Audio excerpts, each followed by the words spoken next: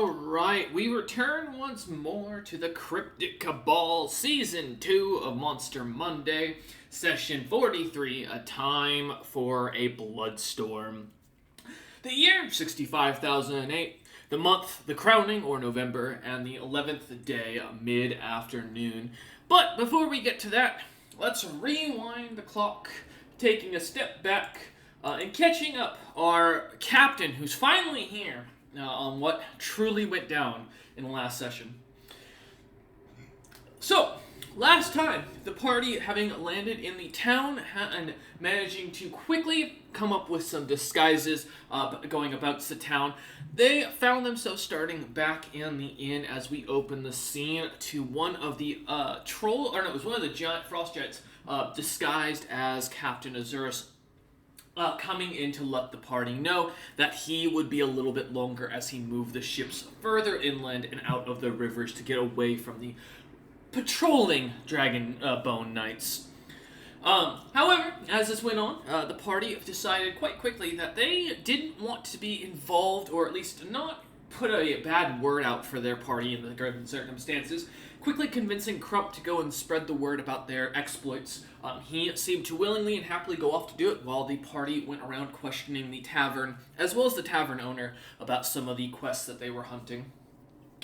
With the choices made and which quest was going to be taken, the party kind of gathered up their stuff after finishing their Apex surprise and heading out into the town. As they did so, the party found themselves going to meet with good old... let me pull up his name real quick. It was Goldberg. Yeah, Goldberg. Yep, Goldberg. Alright, yes. I remember because of the wrestler. Yes. Bill Goldberg. The meeting back with Goldberg, the guy who sold the Alexander, the spice that smelled really aromatic, and with the wife that was quite capable in poisons. The party decided to follow back to his place to meet with the wife and to buy a couple of items, as well as the chests of preservation that they were so interested in. As the party, though, ended up at the at the house, following them back, meeting with the wife, quickly, Floorsnap would take hold and try to negotiate for some better deals on some of the alchemical supplies, as well as poison-making supplies that Goldberg, the young Miss Goldberg herself, was so well known for. Finding out that not only was there an expedition expected to go off here in the next few weeks into the great outback, next few months, because you guys were told it was going to be 6 months later, out into the outback, as well as letting you lot know about a little bit about the town itself.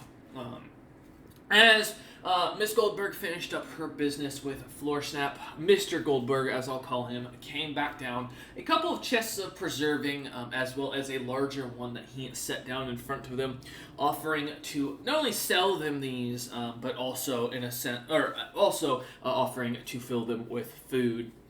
Party quickly figuring out that the bigger chest had something in it, with the mention that the young Mr. Goldberg stated that there was something inside that he couldn't figure out what. Floorsnap, quickly using his abilities, snapped his fingers like the magician he is, said a few words, waved his hat, and pulled a rabbit out of Wara's ear. And suddenly, the chest began to spurt forth a giant, I think it was a full adult dragon. No, it was a young adult dragon, that was what it was. With a powerful sword in it, a beautiful piece of art that seemed to depict their ancestor in a bit more of a lewd fashion, and a few other mismatched items, and some coin.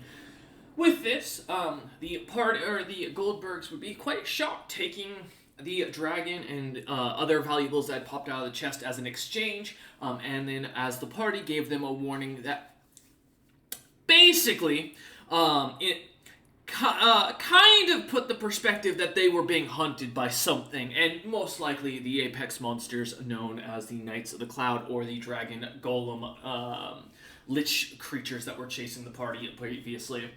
With this, and kind of alluding to the fact that these creatures could appear at any day given their circumstances, the couple, not wanting to chance anything, took their kids and packed up their stuff and began to head off, taking the dragon and heading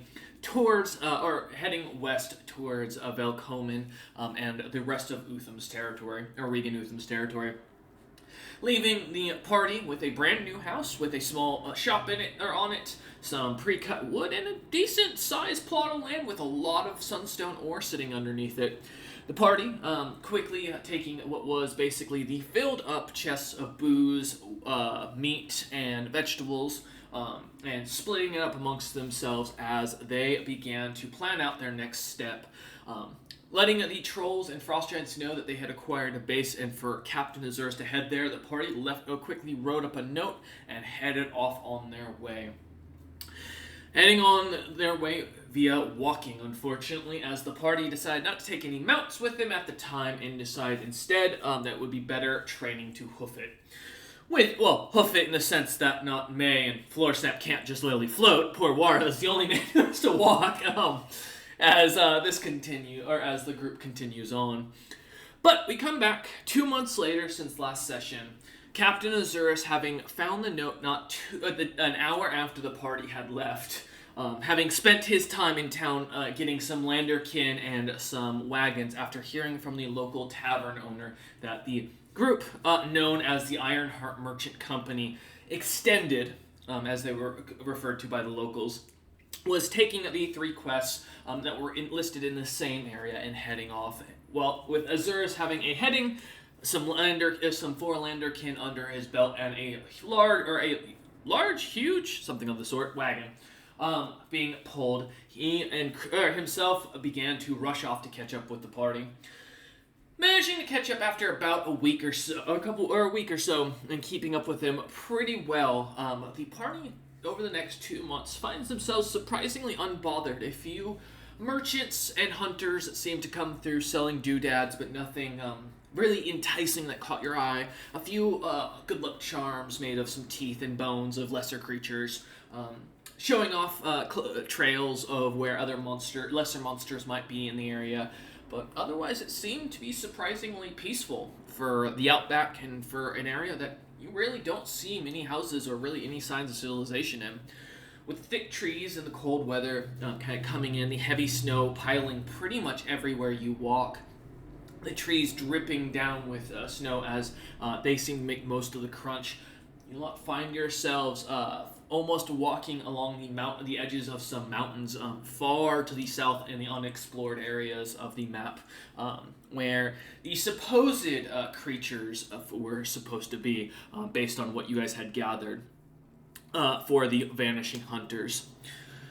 As you lot find yourselves kind of going up these icy cliffs, heading towards what you see up at the top of this long pathway across a very rickety-looking bridge that kind of clears the gap between 2 portions of the mountain itself that seems to be split almost down the middle, is a dark black fortress that looks even from here to be abandoned. As you can see, the very large gate being about 40 feet tall and just about roughly as wide, seems to be pretty much pushed in, and even from here you can see the hinge or the door hanging at an awkward angle.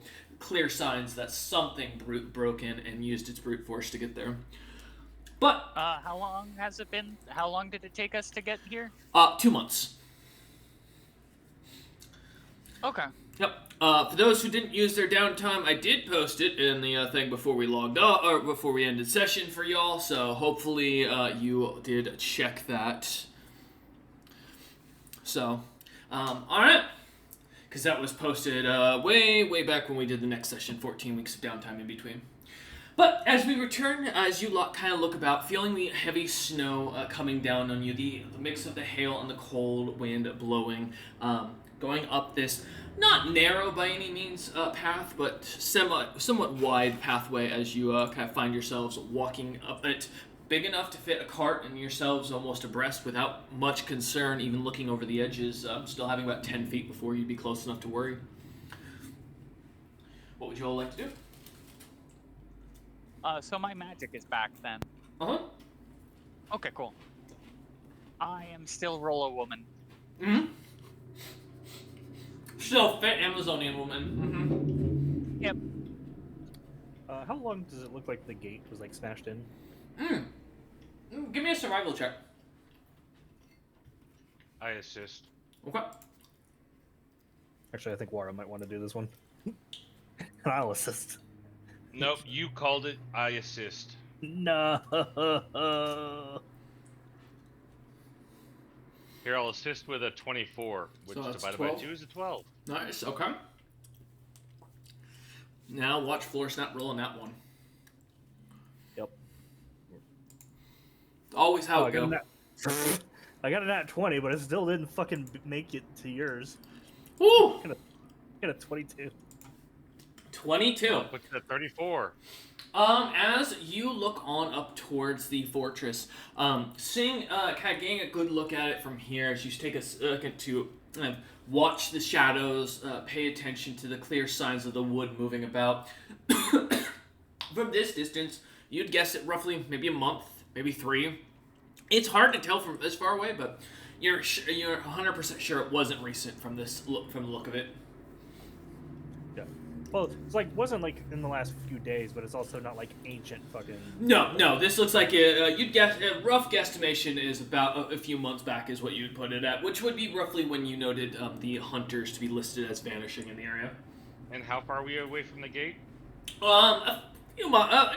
About another hour walk up this hill at your guys' current pace. On a boop floor snap with greater invisibility and see invisibility, myself with greater invisibility and see invisibility, and Wara with greater invisibility and see invisibility. Okay. As Captain Azurus kind of just sits there watching you kind of go about tapping each of the crew members, you climb over the wagon over to Wara and tap him. Wara, as your eyes begin to glimmer, same floor snap in May. Thankfully, nothing catches your attention immediately as you look about. I'll look to the captain to see if he wants greater invisibility or anything like that. I'm good. Okay. I just look at Captain Azurus as if he's just a deranged individual. And then I go invisible because it's a racial ability. Oh, cool. However, to the rest of you, you don't notice anything different as he just seems to still be sitting there. I just kind of point to the gate after a moment, and it's like, well, whatever was there probably still is. Also, that might be what we're hunting. Big son of a bitch. Aye. Fair enough. Let me know when we're about 250 feet away, please. Okay, keep that in mind. Alright, as you lot kind of start heading off, or continue heading up there, Crump kind of sitting in the back as he is relaxing and enjoying himself, as the true Crump that he should, as he kicks his feet up, kind of sitting in there watching you lot. As you cast the invisibility, his eyes seem to start to glimmer as he lightly, kind of wipes his, or rubs his nose a little bit, and he casts a true seeing on himself. Alright. I turn him into a troll. Again? Yeah. Alright, let me pull that up then. Trump the troll. He's no longer Crump, he is Trunk. I know, right? Poor Crump, No, he's always. Crotch. Oh, please, no. That was his name. It wasn't fine. Oh, God damn it. First name Harry. And just like that, water's gonna fall off this cliff today if I have anything to say about it. Oh, speaking of which, I've got my nephew telekinetically moving along with us. I mean, okay. Well, it's mostly to give him I like to give you a tip off. It was no, nephew, don't be alarmed. I just kind of raise you up off the floor on level with us. It's I will throw you whenever you want to fight, but for now, this should hopefully prevent you from being grabbed by strange things or avalanches. I take a Superman pose with the shield and sword in front of me and facing forward. God.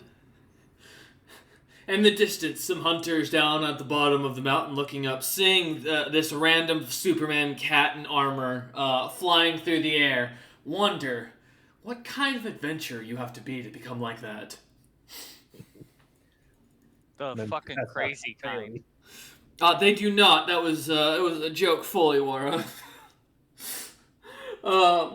But no, as you continue heading up towards the bridge, kind of finally getting up there, about a half a mile away. As you finally get to the end of this cliff, seeing the rickety bridge being held up by a rope and some pieces of wood missing in it. Floor snap. I know you have a plan for this, but as you look on, the bridge does not look wide enough, unfortunately, to get the cart onto it, from what you can tell. How long is, or how far apart are the two ends of the bridge? Roughly about 348 feet. How big I is the like that, cart? roughly. I know, right? Listen, I have it listed as roughly that. So, yeah, it is huge. So, Okay. yep. I'm telekinetically floated across the bridge. Yeah, I saw that coming. As you begin to kind of float, are you all piling into the wagon, or are you just going to continue to float most people across? I'll just float people across. And float the wagon across separately. Okay, how much of is it just us, or how much of my crew's along here? It's just you lot. Your crew is back at the ship, or back at the either the Okay. ship or back at the house, depending on. Good. Mm-hmm.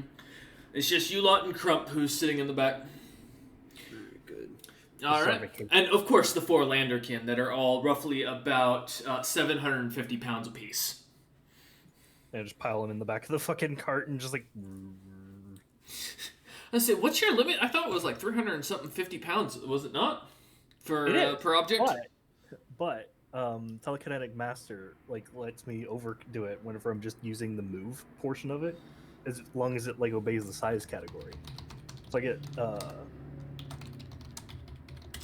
is it? I get one medium-sized creature per 3 caster levels, and each large counts as 2 mediums. Each huge would count as 2 larges. So Landerkin are large. They Okay. are. So I can float them across individually, and then the cart. Also, I don't recognize that feat. I'm trying to... Oh, it's from Master of the Unseen Hand. Oh, okay, that's why it's a class feature. Oh, that makes more sense. I was sitting here I'm pretty sure I would know a feat like that, because that'd be a really cool ability to give a monster. That makes more sense. Okay. I was sitting there all what? Alright. Here you go, if you wanted it for your own. Oh, I'm looking it up in the background. Yeah, I got it. Appreciate that, though. Perfect. As you begin to float, as everyone kind of piles into the wagon, Floorsnap kind of beginning to make the thing float. The Landerkin look a little bit shocked and terrified as this begins to go on, as they float across the bridge, concerned and making almost these loud mewling noises underneath there as their mouths are closed. As you lot get across, though, Wara, you asked me to let you know when you're within 250 feet of the door or the gate. Yes. You will be once you get up to past the bridge. As you look up, and as the wagon kind of lays down, and Lander can get themselves reharnessed. I'm going to start moving silently and staying ahead of the crew. Okay. I roll a 26 for move silent. Nice. All right.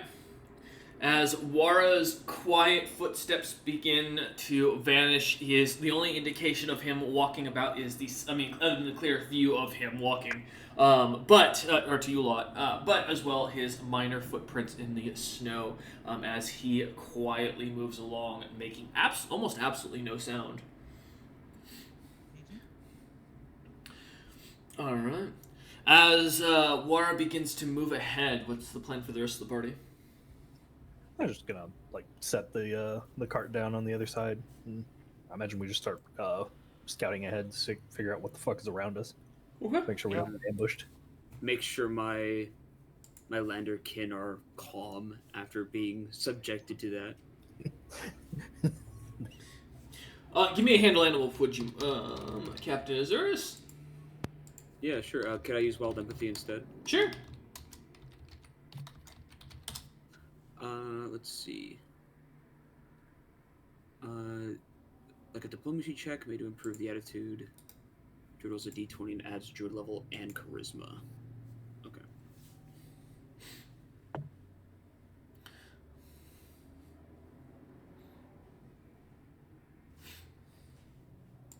That would be a dirty 20. Dirty 20. Yeah, as you kind of jump down off the wagon, as Wara starts kind of sneaking off, walking over to the Landerkin as you help them get harnessed up, the creatures seem to willingly and happily let you kind of work your way through. Most of them the four of them look completely unbothered by the situation. Little stressed, as from what you can tell, but what creature wouldn't be stressed the first time they started floating across an open chasm?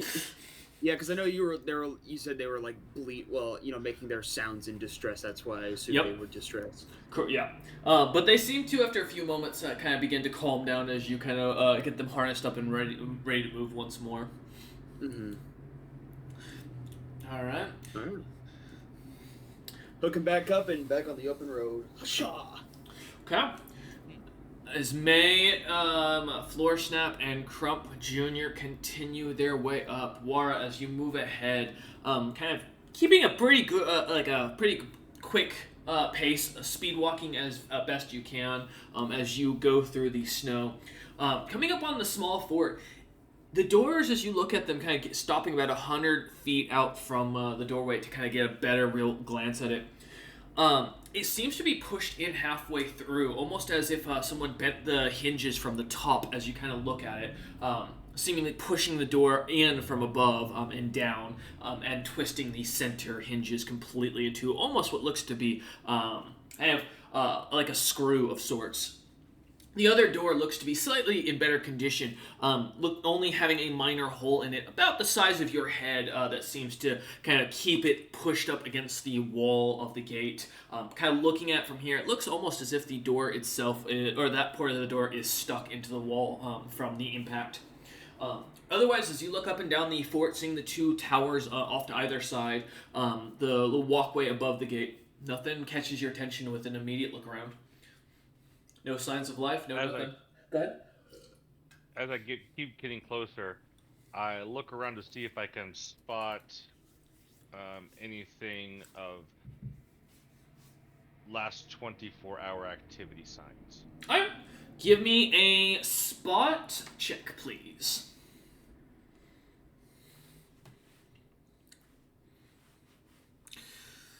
All right, 16. Fantastic. As you look about, you do notice around the ground there looks to be some clear signs of some dragging marks that are very faint, almost missing it as you kind of walk around a bit more, keeping your distance from the gate so not to get caught by or noticed by any creatures, just in the rare case that something can see you.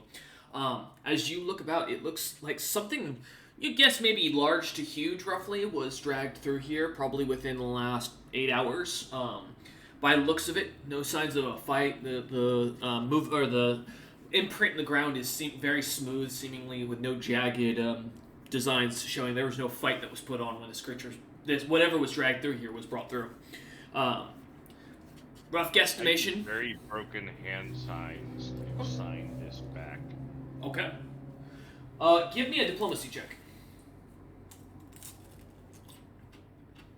Let's see how well your signs are interpreted by the party.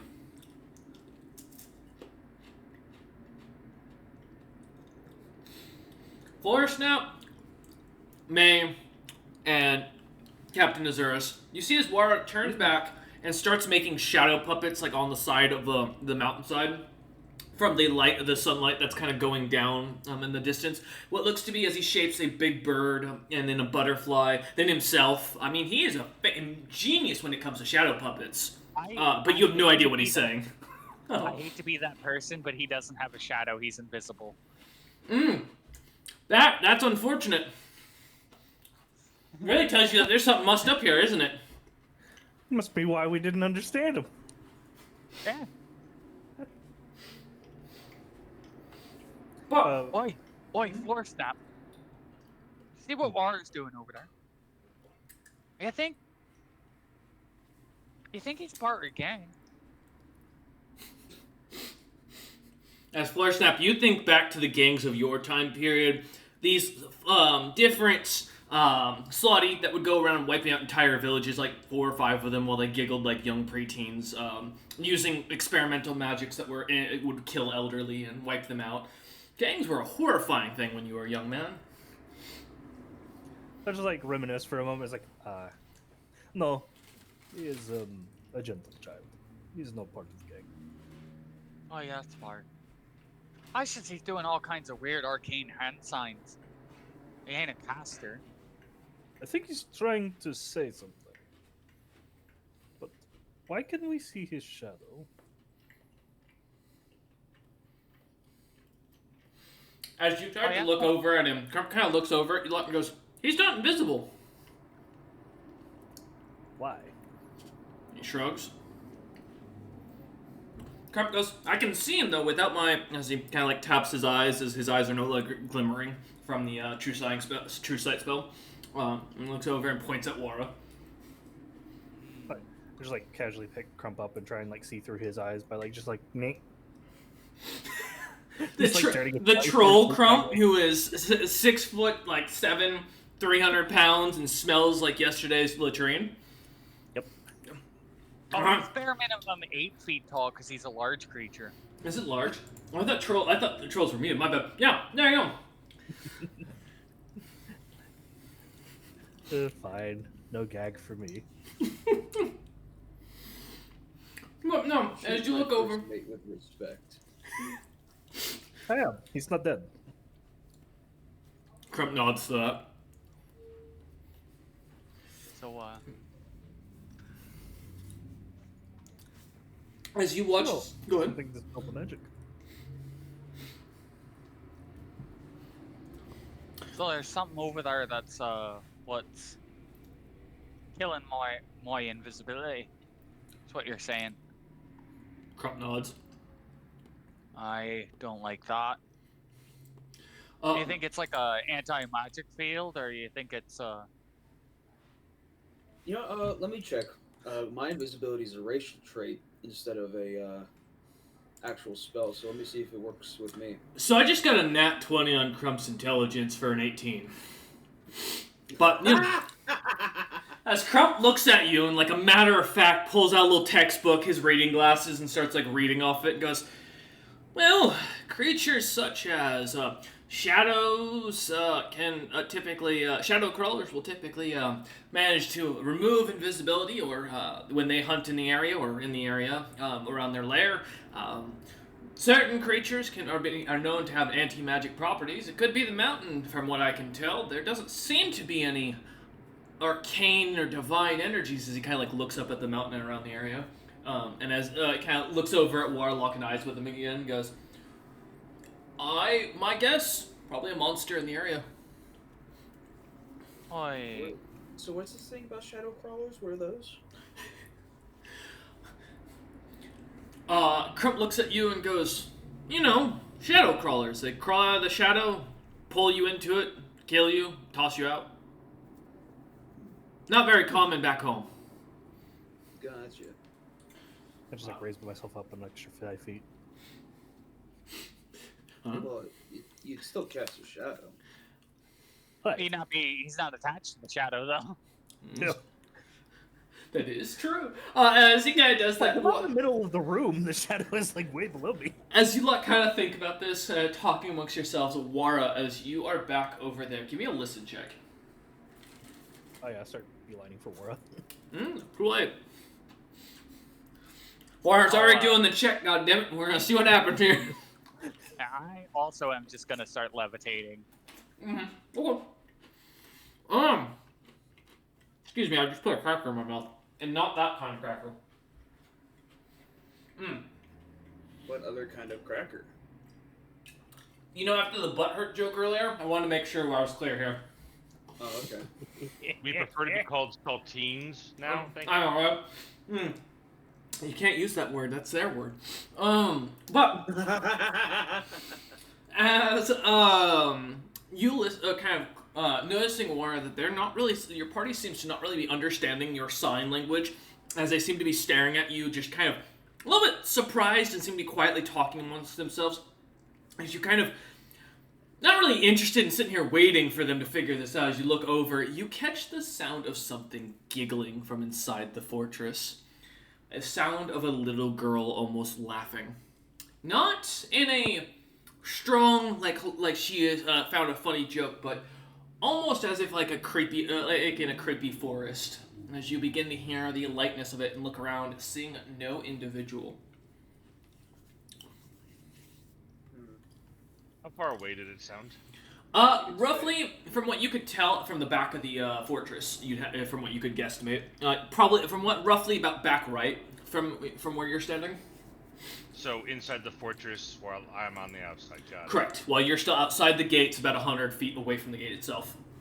I'm gonna automatically do a hide. Okay. Give me a hide check. Not knowing that you're not invisible anymore. 18. 18. Yep, as you begin to get close to the ground, the rest of you notice as Wara almost like vanishes to the snow as his body begins to blend with it, as he stays incredibly still. You want to bet it's fake? That's my guess. Yeah, my bet's on undead. As you begin to move the cart forward, May and Floorsnap refusing to touch the ground where their shadows are. Can't make me, I ain't gonna. As the lander can begin to move forward, they do start to get nervous and worried as they get about 150 feet, about 50 feet back from where Wara was last spotted from amongst you lot. They fully just stop and refuse to move any further forward, Captain Azuris. Digging their heels in, you try to soothe them, you try to feed them, coaxing them. Nothing is going to get them to move from what you can tell. Alright then. Guess we gotta figure out what's going on around here. Oh yes, that was the goal. Well, I didn't want to. Well, come on, where's your sense of adventure? Out in the ocean. Ah, that's boring. Land is boring. We'll see. There's just It's water, more water, some piss. Yeah, and all land is green and unmoving. That is brown. That is black. That is scary. Alright, I can... At the Yeah, mention, that's shiny. at the mention of like all the ground is still, all of you give me a balance check. Oh well, actually, sorry, Floorsnap, May, you're fine. Captain Azuris, assuming you'd be back in your cart, you're also fine. Wara, I'm sorry, you're the only one. Never mind, as I work through my list here. Isn't he also prone? Oh yeah, never mind. You don't have to. All right. We're all in just like the perfect position. As the mountain slightly starts to shake and rumble, there you see as a little bit of snow goes flecking off the side of the mountain, kind of disappearing down below, about 600 or so feet down, straight before it hits one of the plateaus of the mountain. Looking as you do. I stand corrected. It does The move. land be moving. See? What was that bitching about earlier? Also, please don't. Oh, shut the complain about other fuck things. up. Saying this kind of quieter, not wanting to key an avalanche, as you look up at the top of the mountain, seeing the heavy bits of snow up there. You know, me mum, she used to tell me that the world was quite like... the world itself was like a boat swimming through an ocean of magic and pain and chaos and madness. Is there anything else to that? Well, not really. I feel like it felt like there was a butt coming along, but it just didn't arrive. I was kind of left wanting. It's one of the things that she hasn't quite figured out yet. A mystery that's eluded her, which and eluded her for so long that she's kind of like just passed up on it at this point.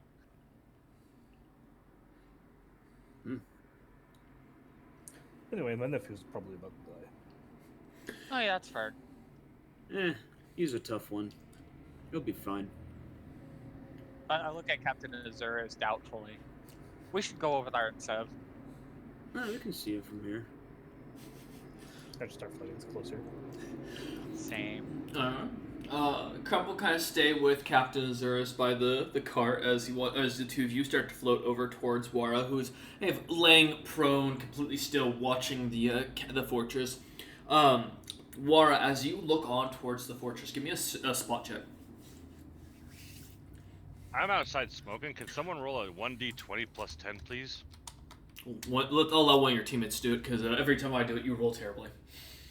So, Fair enough. And while that's going on, am I allowed to use my magic telescope to search for stuff? 17. Yes, you are. If you want to give me a search check as well. Yeah, I don't know what the bonus that the magic telescope gave because it wasn't an item that was given to me. It was just magic telescope. Was that one of your loot? I can't recall. I got it on the War gave it to me, I believe. What, on the island?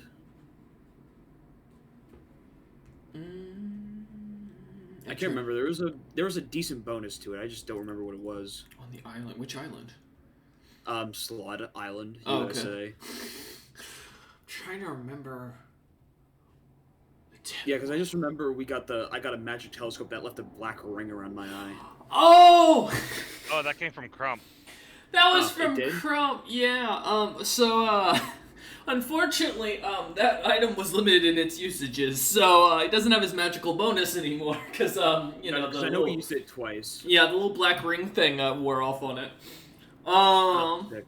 Yeah, so it's just a normal telescope now. Good to know. However, telescope's a telescope. Yes, it is. Still probably better than using just my regular eyes. Yeah, feel free to give me a... Is it a search? Yep, please do. Search with a +2. Yep. Yay! And then I see the 17 for Wara, so... It's kind of funny, but as long as Azurus is within arm's reach of Vicaret, being out of charges doesn't matter because she can just tap it and give it, like, I think 7 charges. Was it an item that can be recharged? No. Value of some items are the fact that they cannot be recharged because permanency is an expense. But what was your check real quick? 17. 17, okay. So double 17s. As you both kind of look on, Wara, as you kind of look up, seeing Floor Snap and May getting closer to you as they float over to you, not touching the ground as they are, looking at the gate and towards the fortress, there's a few what look to be arrow slits kind of set into the both towers as well as the walls themselves, showing that the walls are able to be walked and patrolled pretty easily. As you notice a light, what looks to be shadow, kind of moving about in there, something catches your eye as the movement on the right side palace or tower kind of glimmers and moves a bit for a second before disappearing. My shield and sword are ready. Alright, as you pull your shield and sword out, still laying down kind of flat to the ground, hiding and watching, as we look over at Azurus as he looks through his telescope, looking out with the search. What are you searching for specific? Just enemies or something specific? I'm looking for any, like, movement or stuff in this fort. Okay. You do see what looks to be 2 shadowy figures that seem to be moving in the right side tower for just the quickest second as they slightly glimmer a little bit. A golden light kind of protruding out of the tower for just a second to catch your attention as you notice them moving about. Noticing no other movement, you're unsure what that was or how what could be within this fortress. Interesting. Wara standing up into his 3-point stance as he crouches behind his shield. Alright. But as May and Floor Snap kind of make it over towards Wara, Crump Jr. and Captain Azur still staying at the cart. Floor Snap and May, as you get up towards Wara, looking at where he's staring, he seems to be ready to fight something as you kind of get next to him. Nephew, what were you waiting? About 8 hours ago, something big dragged something large through here. And now there's movement up there.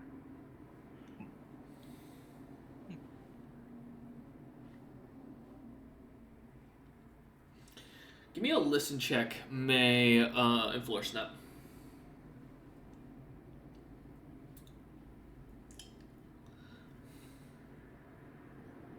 Let's see what you can get. Oh yeah, I am a wisdom-based caster. Mm-hmm. Asterisk. 15, okay. 6, okay. As the two, May, being distracted by the fact of the invisibility being off and the fact that War can still see you, meaning his invisibility is working, you are kind of confused on what is happening, kind of distracting you away as you try and pay attention to what's going on. Just something feels off in this situation as you notice that. Floor Snap, though, as you listen, you hear the sounds of a little girl speaking in giant, as she kind of gives a light giggle and goes, "Do you want to play?" As you hear from the left tower, seemingly as if it's echoing through the tower itself. I think all the times that Royce has said that in campaign, it has never ended well for anybody, actually. It was positive. Last time I did a TPK, Sunday. You see there. There, see? I also almost hit TPK time fuckers when I did it the first time. See, you want to play, that's bad news. Teddy bears and washing machines, the scariest things in my world, and little girls giggling. But as the wind kind of continues on, it's still sunlight out, it's still mid-afternoon at this point, so you can still see pretty clearly as you hear this Floor Snap kind of catching this on the wind. I was like, turn to the others and say, "Do you hear a little girl?" No. I heard one laughing a little earlier. Yeah, earlier we did. Captain Azurus and Krupp kind of joined up with the three of you. How's it going, guys? Yeah, there's a small child in that tower. I could have told you that. They were laughing earlier. We didn't know where it was earlier. Eh, I can only imagine. All right. Then As Azurus looks about, seeing no other buildings and on the mountain.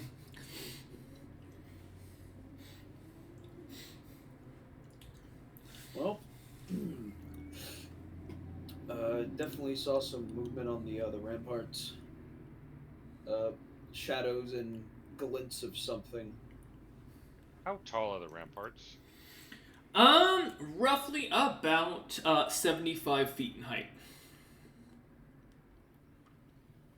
Does the wall look like I could climb it?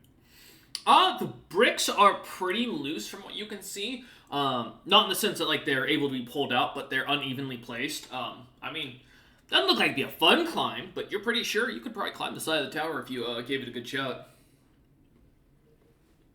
Do you guys want me to climb the tower? Do you want to climb the tower? I can't just give you a boost. I mean, I'm pretty sure we could all follow you up there as well. Orcaton, Crump, do you want to do a little recon? He looks down at his much larger body that is bright green and looks at you. Right. I forgot. You've been transformed from my sneaky helper to my lumbering, not sneaky helper. He looks at you and goes, "I hit good now." Yeah, I suppose Start you climbing. Alright, Laura. Seeing this and not like turning away as you walk, as Captain Azurus says it, or discusses this with Crump, going to climb the side of the tower. Let me pull up something. Prepare to catch him if he falls. How do you know me so well? Yep, as you start to climb up the side of the rampart, kind of going up towards the side or the walls itself, it takes you a moment, but as you climb up the uneven stones, getting up, kind of pulling yourself over onto the walkway of the wall over the gate, looking to either side, seeing a doorway going into the two towers on either side of the fortress. Looking in, there doesn't seem to be anything that kind of catches your attention. The fortress itself, as you get a better look, almost seems to be completely abandoned.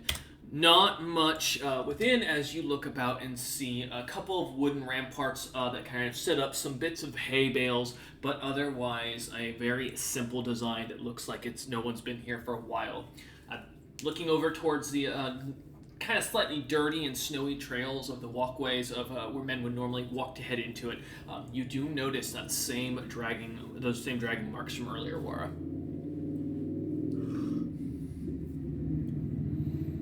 We can either go in through the door or we can climb up this way. Your guys' call before I go over the edge. As he kind of turns, heads back to the side and shouts down to you. I begin ascending. Front door's overrated. Yeah, Alright. I'll also ascend. Crump, are you able to climb? When you're Looks- not a cat? He looks at you and kind of gives a light flex as he smiles and goes, I can do something. Let me check real quick. His climb is strength. Oh, thank God. Oh, I was really worried it was gonna be Dex because my Dex didn't get a boost for shit. So, Yeah, that's what I was worried about for Crump. but nope. I can. Crump can climb. Let me just double check my mod here. I miss my stealthy boy.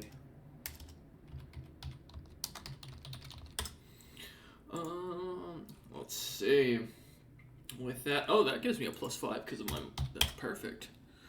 Oh, well, yeah, Crump, like a squirrel going after a nut, is up that wall faster than May or Floor Snap can ascend with their telekinesis. As he goes grabbing hold, pulling the stones out, and replacing them to make the wall a little bit more efficient. As he climbs up the top to the side, joining Wara. Oh, God, climbs like a rat ogre out of Vermintide. Azurus contemplating the idea of an invention he's been kind of toying with in the background. Yeah, I'll also float up. Okay. As you float up on to the wall, following up after Wara and Crump, the three of you kind of join the other two, and as you all look in, seeing the abandoned and seemingly completely empty fort, it's just strange with how eerily quiet it is up here. Who's gonna say the line? What is that? Mentioning the line has killed somebody. What was that, I was- Captain? I was gonna say the line, you know. It's Uh-huh. quiet. Too quiet. Oh no, I refuse. There's kind of like eye the roof, but how sturdy does it look? Looking at it, I mean, the midsection of the wall in between the two towers that you're kind of standing on. I mean, Wara and Crump are standing up confidently. They look completely unbothered. Overall, you can give me a architecture and engineering check though if you would like to try and get a real structural assessment. I'm gonna go to the door on the right. Okay. That's a 9. Yeah, I mean it's a floor. Looks like it's sturdy enough to hold Crump. So. Alright. Make plans just in case breaking was required. Okay. As Wara kind of starts walking over to the right towards the castle tower, looking at the door. It's simple wooden door from what you can tell. A couple of iron bars here, or iron holding it together, but otherwise seems to be very simplistic in its design. As you go to open, or like lightly creak it open, looking inside, it is pitch black inside the tower, Wara, from what you can see. Do you have dark vision? Yes. Perfect. You do see what looks to be on the wall, on the far wall opposite of where you're standing in the doorway, is something written in fresh blood. As you can see, it's still dripping and see the steam coming off of it still. As it reads the words "Get out" with an exclamation mark down below it. Down below the sign, as you follow the exclamation mark and the dripping blood that seems to kind of gleam down the side of the wall. There looks to be a crystal giant kind of sitting there, clearly wearing leather armor of a soldier, what looks to be a spear in his hand, and a cracked shield that has basically looks like it had some claws go through it almost all the way. Looking at the body from here, it looks like he got slashed up something fierce. As you can see, claw marks deep everywhere, and the blood, even from this distance, looks pretty old, as it doesn't seem to be flowing. The body, guessed even from here, a few days old at minimum. There's no heat coming off of it as you look about, and the rest of the room kind of seems to be nothing but a couple pieces of broken furniture. Other than the other door on the other side of the room, are there stairs going down or up? There is what looks to be a hatch, slightly as you stick your head in a little bit further in the far left corner of the room, and it looks to be, as you guessed, probably a ladder to go down. But you don't see a way to get to the top of this tower. There doesn't seem, as you look up at the ceiling, it's completely solid from what you can tell. If you Okay. don't mind, just to protect myself, I would like to cast Blind Sight upon myself. Okay. As your I'm eyes going begin to glimmer. Mm-hmm. take a half step back and kick the door open all the way. Wara, deciding silence is not the answer, goes like the cop he is and boots the door down. Give me an attack. Yeah, Wara, give me a D20 plus your base attack. Let's see what you got. RLP. Open Plus up. strength, of course. R.I.P. Well, I mean, that's accurate for you a lot. RLP. Oh. Lady Pirates. RLP. Open up. Well, 27, as you look on, kicking the door through, it immediately goes blasting off of its hinges, the hinges cracking with ease as it basically falls inwards and lands on the ground with a very dusty splat, echoing across the entirety of the mountainside and the fortress, and it goes on for a few moments before it quiets down.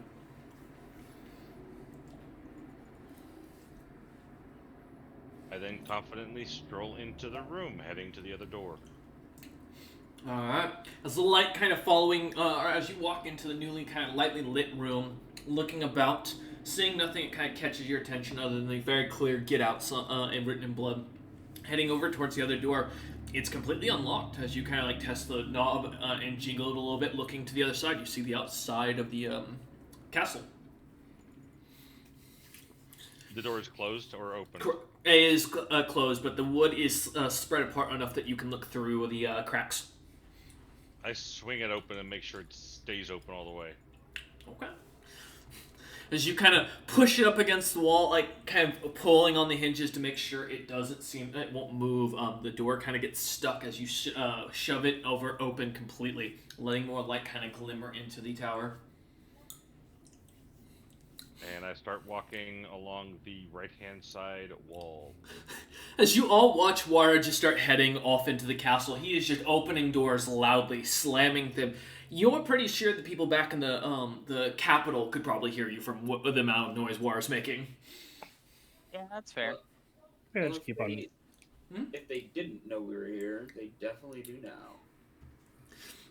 Just kind of float behind Wara, like preparing an action to like throw him a lifeline if he starts getting just fucked up. Yeah, it'd be nice to make sure these doors aren't trapped either. Oh, you do, Floor Snap. I'm so happy for you to tell me that, Floor Snap, because you know what? I was really hoping someone would follow Wara into that room. Floor Snap, does a 33 hit your AC? Or your flat-footed AC. Yep. Alright, you're coming with me, my man. Give me a grapple check. Oh, okay. Let's see. There we go. That is a 44 for the grapple. Where's my bonus? I imagine high, but you never know. Oh, yeah. That is. That is a 45. Holy shit! Floor Snap, as you continue following Wara through the tower, something cold and chilly seems to lightly touch you, and as you feel it looking about quickly, there's nothing there. As you look around for a moment, looking at the shadows, the sign that said "Get Out" now changed to read as it reads, and again, fresh blood that's still steaming. The words "Floor Snap." I just kind of like sigh, like pull like my wizardly robes up and say, "Fine. Would you like to play? I have much games to show you. Ancient ones. Things you've not even heard of." Whereas you begin to walk away, hearing Floor Snap beginning on his speech as he's standing inside the tower as you kind of head outside the wall, or on the wall. As soon as I hear him start speaking, I immediately stop and turn around going, "Uncle, is now really the time to play games?" Oh, they're trying to play with me. It's like Oh, where which game are we playing? catch. As I get ready to slice whatever my uncle's about to throw at me. Alright. As you ready yourself a stance, well, Floorsnap kind of looks about, watching for a moment, like looking for the whatever bothered him to see if he can kind of catch it quickly. May and Captain Azuris, what are you two doing as you see Wara and Floorsnap in the tower to the right? Mm.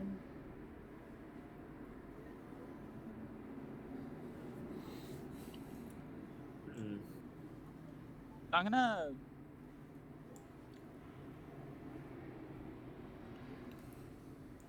gonna summon a D3 Tigers. Alright, so May is becoming Tiger King, okay. For our aspiring druids in the chat, there is no summon more terrifying than tigers Mhm. at the tiger level, and the fact that every further iteration of Summon Nature's Ally just gives you more tigers means tiger is always the answer. I only got one tiger, but you it's get okay. one, and it is a bright white tiger that seems to immediately kind of curl or wrap itself around you as it rubs its head against you a few times, watching the courtyard with interest. My only wonder is if these things are about to go up against, if they're incorporeal, then those things won't do anything to it. It's another target. Fair. Also, was the creature the creature was completely invisible even to us? Correct. You have not seen a creature at all so far, even with the true sight.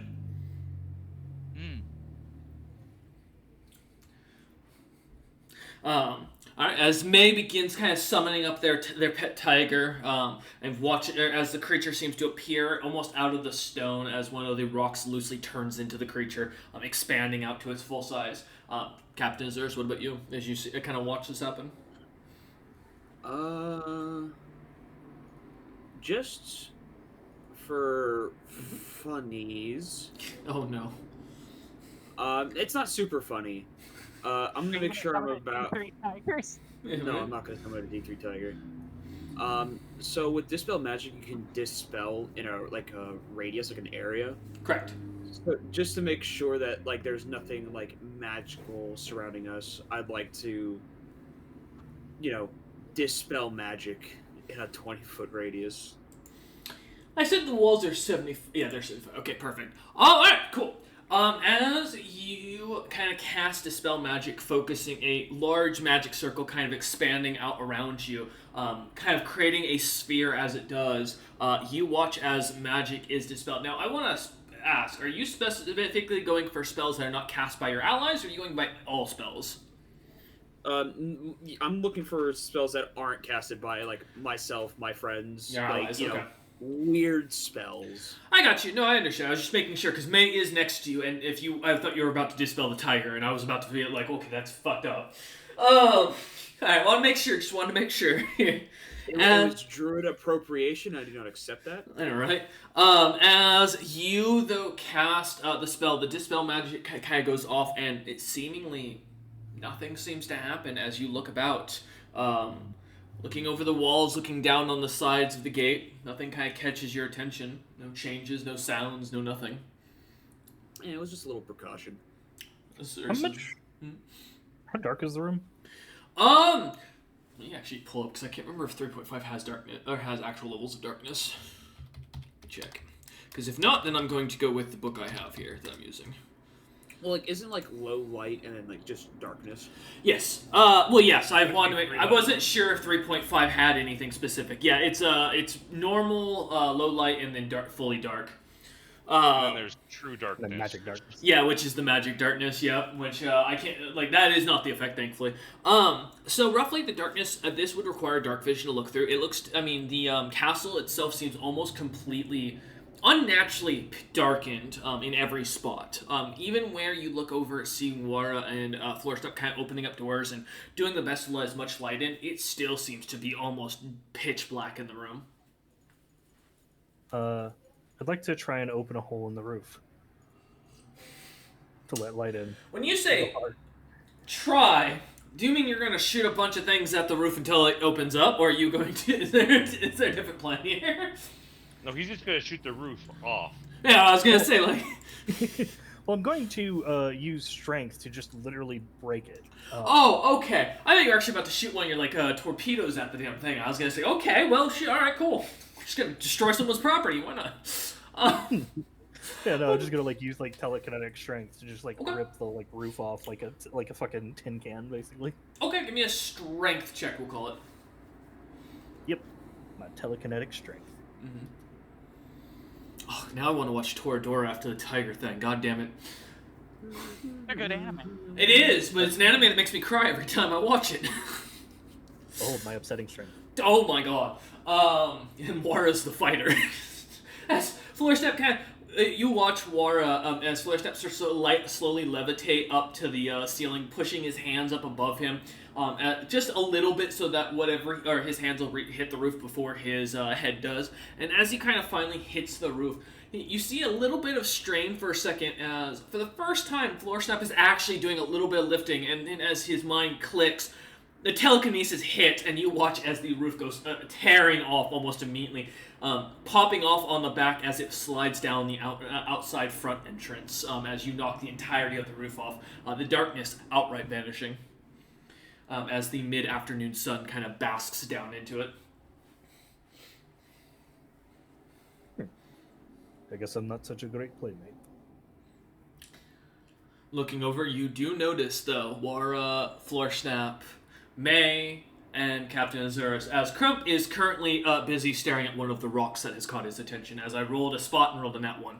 So, he found a beautiful rock he's just really enamored with. You know, it's got the best kind of climbing things, it's got little gem-like pieces in it.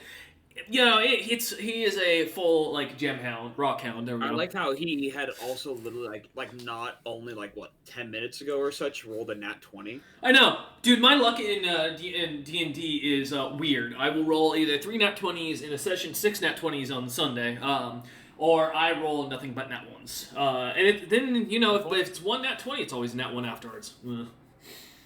But... Uncle, when you said we're playing the game Catch, no. I'm not catching roofs. Laura hears the colliding stone slam into the ground. As you all look over, you do notice in the room where earlier you had seen something. Floorsnap and Wara, having seen that body, the Captain Azurus and May kind of getting a rough outline of what something being in that room with the doorway open. The body is gone. The blood, however, is still there, and it does still say Floorsnap.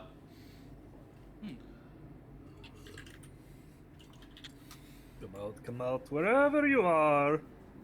It's kind of funny to point this out, but Azurus can steal my tiger from me by talking to it as a druid. I mean, yeah, but that'd be very unsportsmanlike. He's already got his own tiger. His name's Crump. Yeah, who has been turned into a troll. Which is helpful. And Uncle has a feline relative. It's a long story. We don't need to go into that for Captain Azurus. He doesn't need to know about these things. Go ahead, man. I'm gonna use my connection to my summon to have the tiger follow the scent of the creature that tried to grab Floorsnap, because it probably has a scent. All right, give me a search check with the tiger's stats, please.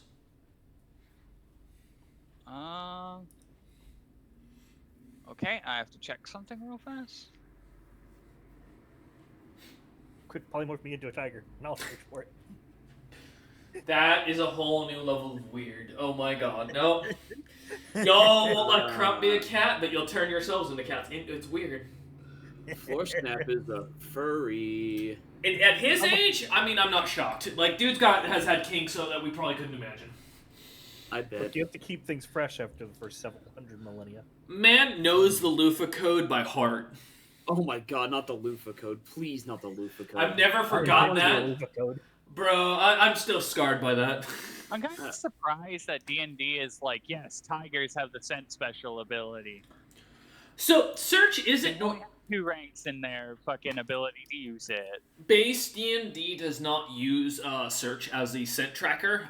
Technically, scent is its own ability. You can just like smell for something. I do it more because of the fact that they're, as you've clearly been able to notice, this creature is not normal. That's fucking with Floor Snap and the rest of you. So, and you'll get why here when you run into it, I imagine. But as your tiger kind of begins to go into the room, sniffing about, looking, the creature seems to kind of sniff Floor Snap a few times as it gets up right around him. Kind of sniffs at the ground for a second, looking about, and walks over towards the blood and kind of just sits in front of it as it looks over at you, May.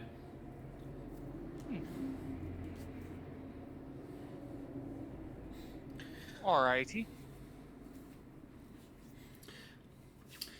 As you kind of look at the creature, gathering that it does not seem to be able to tell where the scent went. Seemingly, only the last place it seems to be able to tell where this creature was next to this wall with the words "Floor Snap" written in blood.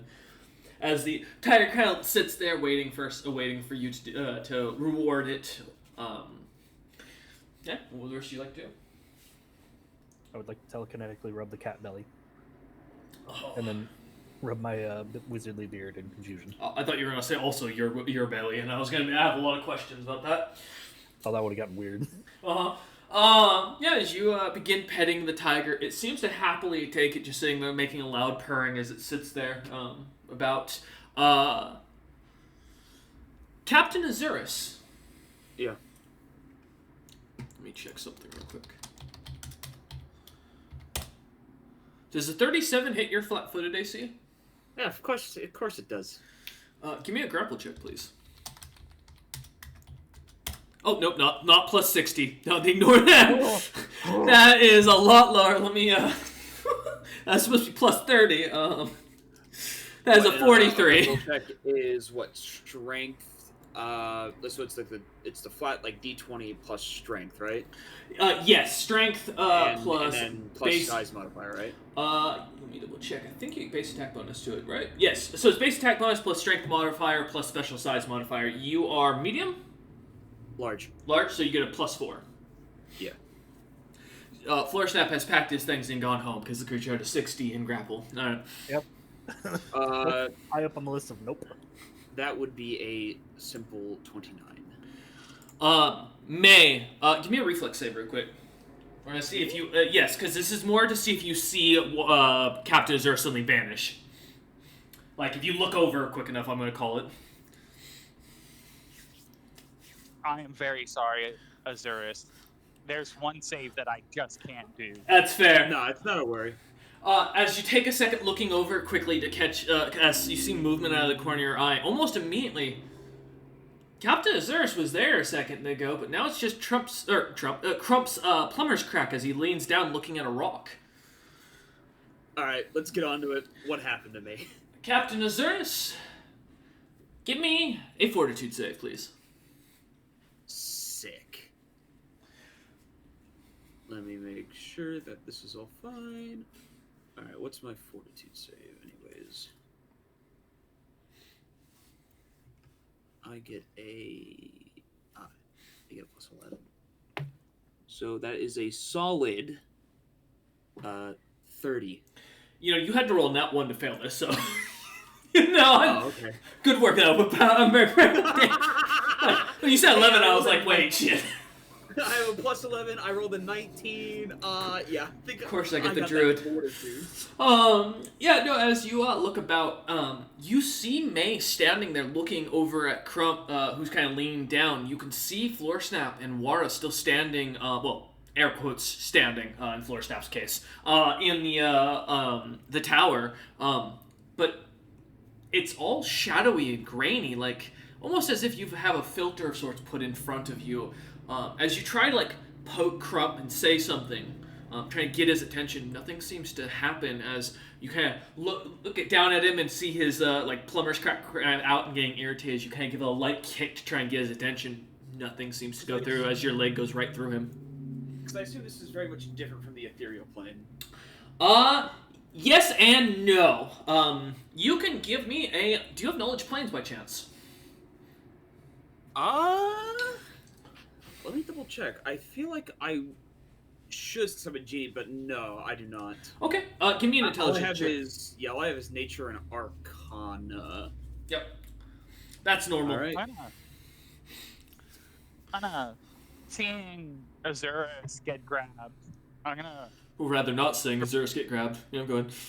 I mean, I saw him get disappeared. he vanished. Well, Yep. yeah, you didn't Yeah. see anything. You're just like, oh, He's not gone. there no more. And he's not down below. Go ahead. 16. Got it. I'm gonna prepare an action as I let magic surge through my fingers. Okay. If I'm very specifically gonna make sure Crump doesn't touch me, because otherwise I'm gonna fry the ever-loving fuck out of him. He is fully like engrossed in this rock. You're pretty sure you'd have to really hit him upside the head to get his attention at this point. Okay, cool. Yeah, if something touches me, or like tries to grab me or anything like that, and I just feel any bit strange about it, like whatsoever, Reacting. I'm just gonna fire my Eldritch Blast from that point. Okay. Alright, gotcha. As you begin to prepare magic flowing through, as you look about, Captain Azurus, you're not a cosmetologist. You're not a planes traveler. Hell, you only know that the elemental planes exist from your experience, and that and then death in paradise, as you were kind of basically told, or hell in paradise. I was 8 years old when I found out that Captain Azurus doesn't know how to make makeup products. Oh god, god damn it. Captain Azurus, as you look about, you are 100% sure you are in the plane of shadows. What is rumored to be basically a plane that is the closest to the mortal plane, in a sense that it is a mirror of it. Those creatures that exist within it, in a sense, exist in the material plane, but can jump between the two, almost as if they were incorporeal. God, I'm in the upside down, guys. Guys, it's just like Stranger Things, guys. Oh, cosmology. My apology, not cosmetology. I just caught that. Cosmetologist, yeah. I was like, I was close. I just couldn't remember what it was. As you look about, though, kind of looking around, there's nothing around you that catches your attention. Though, Azurus, as you look down into the training yard of the little castle / fortress, you begin to see crystal giants training, cutting away at dummies, fighting, seemingly slashing at this thing left and right. They don't seem to notice you, however, as you look on. And there's no sign of the thing that brought me here. Give me a search check. Sick. Uncle, who are we gonna call? Me. Search check. Ghost Snapper, if you will. Where's my dice? That would be a beautiful 13. As you look about, Captain Azurus, I am sorry to say there does not seem to be the person who grabbed you. There doesn't seem to be anyone near you as you look back, except for May and Crump kind of standing there. You do, however, notice the little girl across the yard that's kind of standing on the opposite side of the ramparts, looking at you, kind of waving as she stands about 3 feet tall. You'd guess maybe 10, 12 years old, roughly. Some sort of giant half-breed, from what you can tell. You're definitely sure she's a crystal giant, but whatever her other half is too hard to tell at this young of an age. Wearing what looks to be cute little sundress and carrying what looks to be a small little teddy bear. Oh, not the teddy bear, too! Ah, fuck! This is one of my... Yeah. First it's the, you wanna play? Now there's a teddy bear? Ah.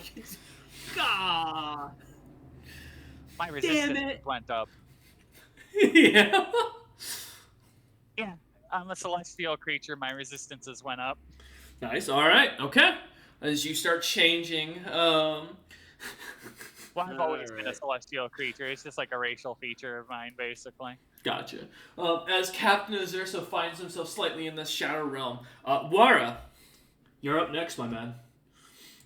I'm coming for you. I'm going to raise my shield above my head and create a shadow below me. Perfect. I don't think that's the good idea, my man. It isn't. It's gonna be real awkward when I'm the last one here.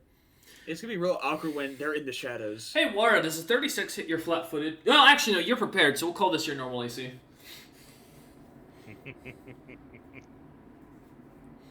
No? My normal AC? Yeah, for 36? Okay. I was gonna say, damn, if you've got something that strong, I need to hit you guys with something much harder. So let me go digging for a new monster real quick. Oh, It's a cod piece of protection. I know, right? Alright, give me a grapple check, please.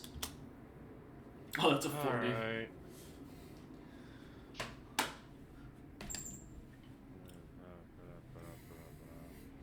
It's alright, Wara, you'll be reunited with your captain here soon.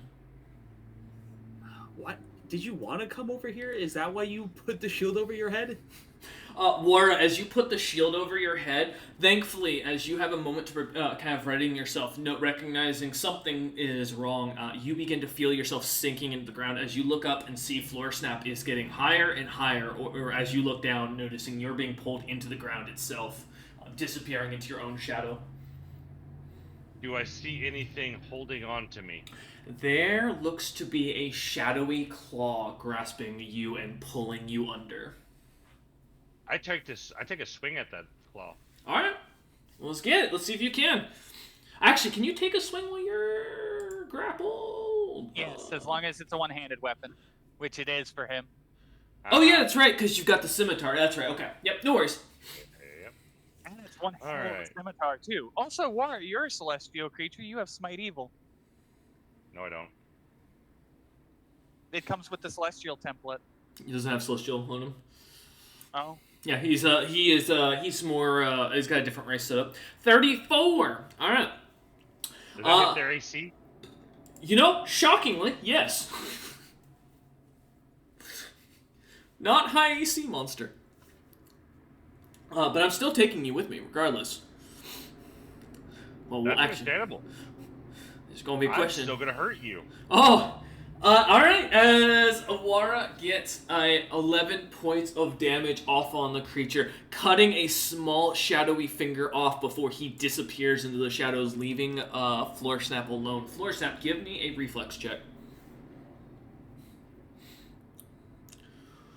Oof. I mean, I'm still here.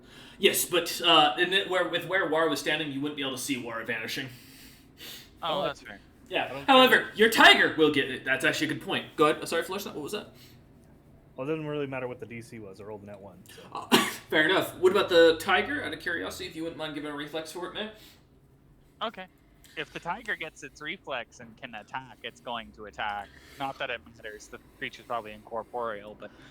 27. And immediately, as Floor Snap, you hear the tiger start growling as it stands up, and as you look down, May kind of catch it hearing this as well. As May, you look kind of poke your head a little bit over Crump to look a little bit better at the angle. The three of you see the last bit of Wara's shield disappear into the shadow, and a small, what looks to be a giant-like finger kind of sitting on the ground next to him from what you can see, Floor Snap, and from what the tiger notices as it loses its burning, shadowy coloration, leaving nothing but what, as you get closer, looks to be a child's finger.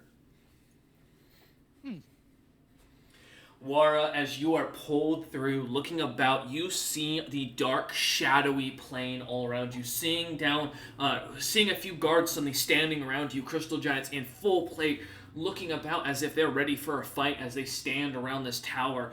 The roof of the tower fully back on as they seem to look out at something. Looking over as you walk about a little bit, you do see Captain Azura's kind of staring down at the courtyard as he tries to, it sounds to be quietly contemplating what to do next. Hello, Captain. Azura says, you see Wara? Give me a sense motive real quick to see if this is the real Wara. I see where I... Ah, shit. I mean, given this is the first shadow that's come to interact with you, and he just popped through. It could be Wara just popped in here, or this could be the shadow itself. Where are you, sense motive? There you are. 21. Thankfully, you recognizing this as the actual Wara as he comes through, not looking too bothered as he walks up to you. How did you get in here? It cut its finger off. How'd you get in here? I put my shield over my head Why? so I could fight it, and I got its finger. As he kind of points back into the tower, where you can kind of see Azura, something looks to be on the laying on the ground. From what you can see, it looks to be a shadowy, just a piece of shadow, like pure shadow itself, nothing there otherwise. At least we know they can be harmed. Yep, Whatever so they now I'm were. gonna go hunting for it. Because now we're in its territory. As I start Yeah. looking about. Which is a lot worse for us, I'll be honest with you. However, I'm definitely curious as to the current crystal giant situation we got going on over here. As he points down Aren't to they the the ones that disappeared that we're supposed to have found? Well, we found them. Yeah, I just don't know why they haven't been It's like they haven't talked to us or anything. They've noticed us or as one of the But it's guards never- kind of runs past you two, kind of bumping into both of you out of his way as he runs to the other tower. yeah, I don't know if it's just racism or if it's that it's just magical in nature. Either that or we're at like sealed and maybe we were brought to another point in time. Who knows? Magic's Maybe funky. they're and under a spell. it's possible. However, I'm gonna go talk to that kid over there. Probably a horrible idea, but fortune favors the I bold. follow the captain. Okay. You start following the two of you heading down. We're going to jump back to those in the mortal plane real quick. May, Floorsnap, and the Tiger, as well as Crump, who, as you kind of look down, May, a little bit curious, and you can see Crump's eyes are fully glazed over. As you kind of look at him, trying to figure out why he's focusing on this rock so, without like paying any attention to you. He looks to almost be as if he's had something happen to him, some sort of magical effect or something else. Man, the urge to Gios him is very high right now, but I'm not going to do it out of respect for the captain. I love that. No, fair enough. He Just gotta put a boot in his ass. Crump is a very innocent individual. He has done nothing wrong. Actually, he's been more helpful than anything to the party, so that's why I'm not killing him.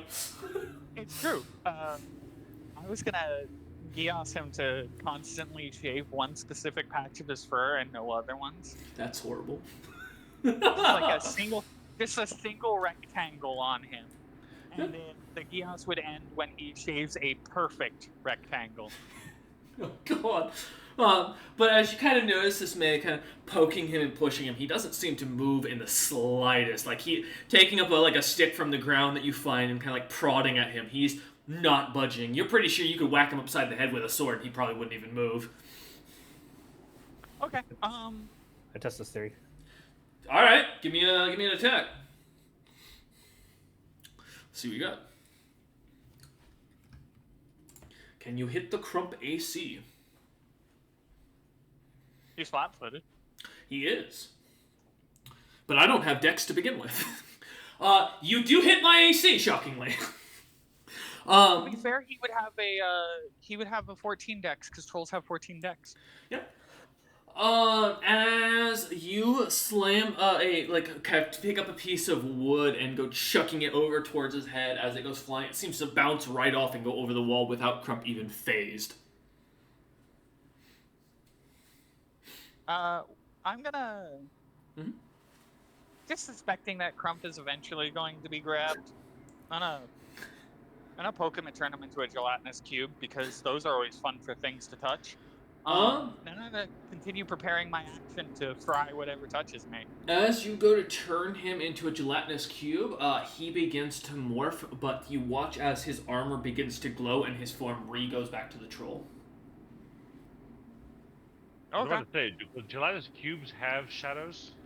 No, well, not Well, technically, because they are translucent for the most part, so they can't technically create a very deep shadow. It's going to be very faint for the most part.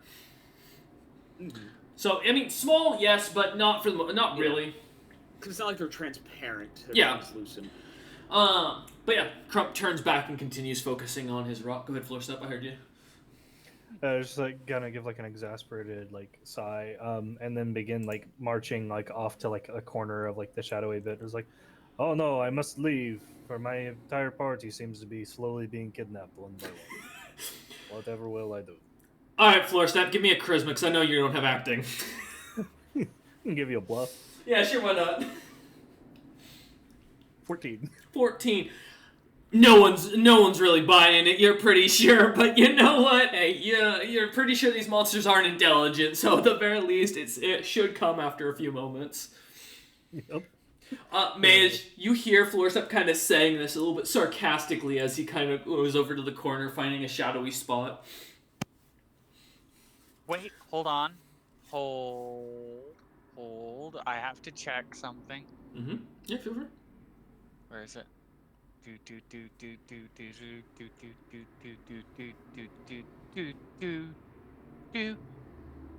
Aw, Will it load?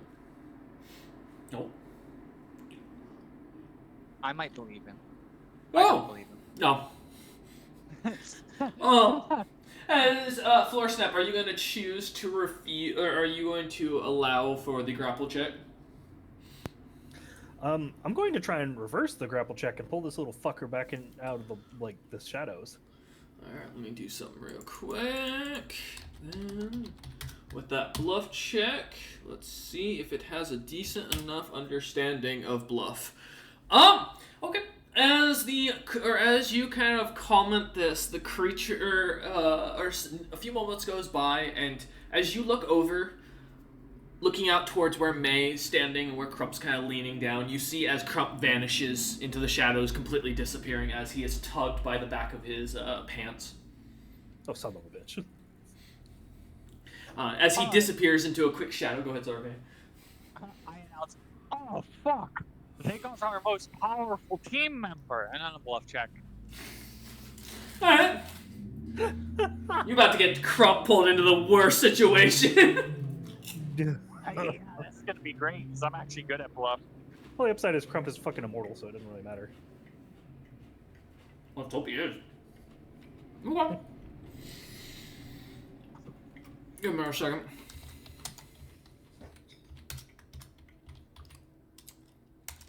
Let's see if this creature even hears you. Oh yeah, okay. Damn, it's got listen for days. It's got great listen, but like no other checks. I have an amazingly for 2 skills. This was not one of them. This is the most autistic creature ever made. Oh yeah, no, more like ADHD, or whatever one's really high attention to detail. I can't remember. But anyways, as the creature, or as May says this, seemingly, May, nothing seems to happen as you kind of look about. I'm still preparing that action. I want to fricassee this goddamn thing.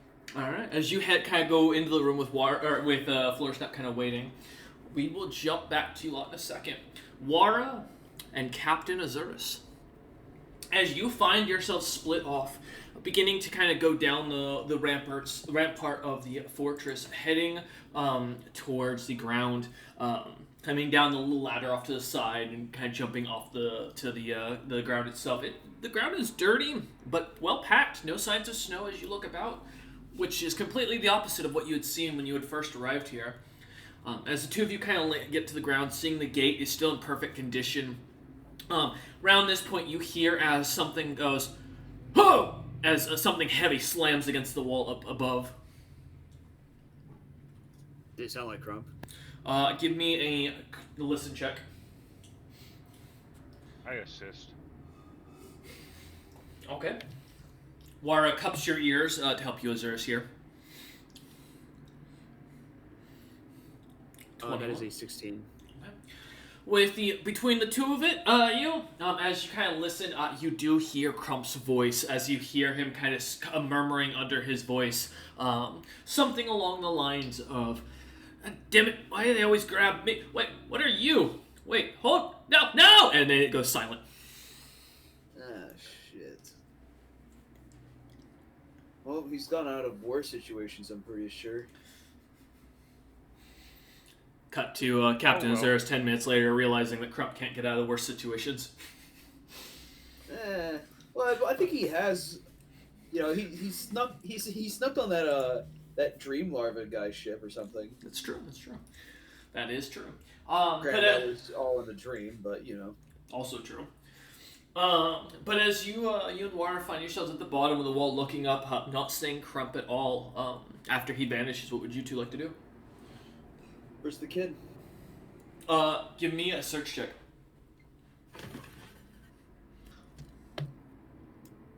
14. 14. All right. Wara's assisting. See what Wara can help you with as he looks about.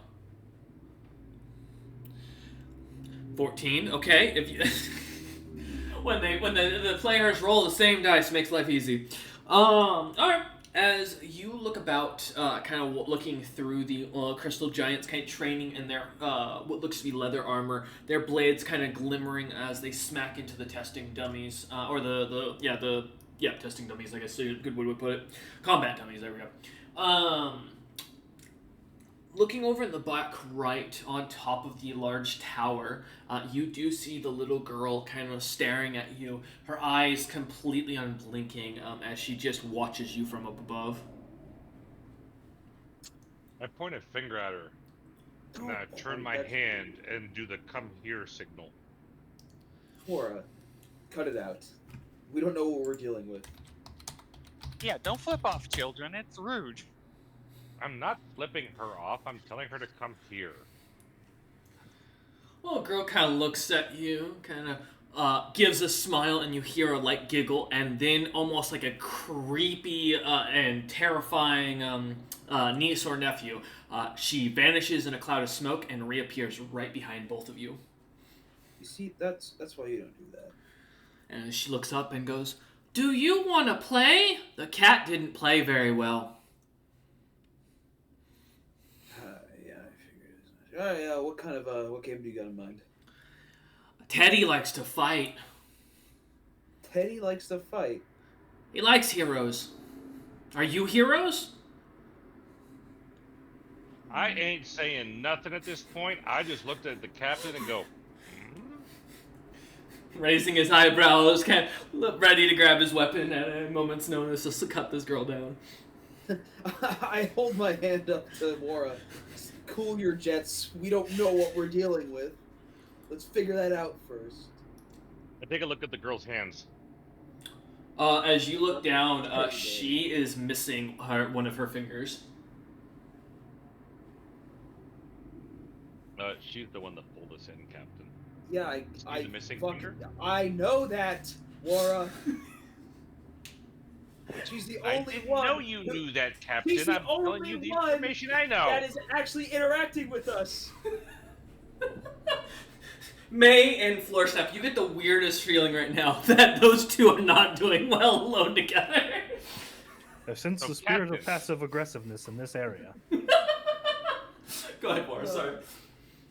So, Captain, am I a supposed hero, or am I just gonna start wailing? You ain't gonna do either. Oh, She looks up. Unfortunately, young lady, the world that we come from, we are certainly no heroes. Well, that's not good. Then why are you here? I ask myself that every day. However, for the sake of your game, we can pretend to be heroes. I don't know. I like real heroes. Like the heroes that tried to protect this place. And she kind of like waves her hands over to the soldiers. Do you mind telling me about the soldiers? They died. What took them? Me. And my friends. Why? Because there's no heroes around. Teddy really wanted a hero, and there was none around. We thought if we cut them down, maybe a hero will rise above. No hero did so. They did scream a lot. A lot of crying. One of them begged for his life. It was quite weird. Honestly, guys, I look over to this Captain is Service. me, Hunter, talking to my beloved team members. I'm almost tempted to be like, yeah, there's this group called the Ironheart Merchant Company. Yeah, James, is like that. Apparently, they're heroes. That's kind of what I'm. I think that'd be so funny. Laura looks over to the captain with looks in his eyes of, we took this mission to find out what happened. Wouldn't that make us heroes if we found the information? Kind of look in his eyes like, I want to fight.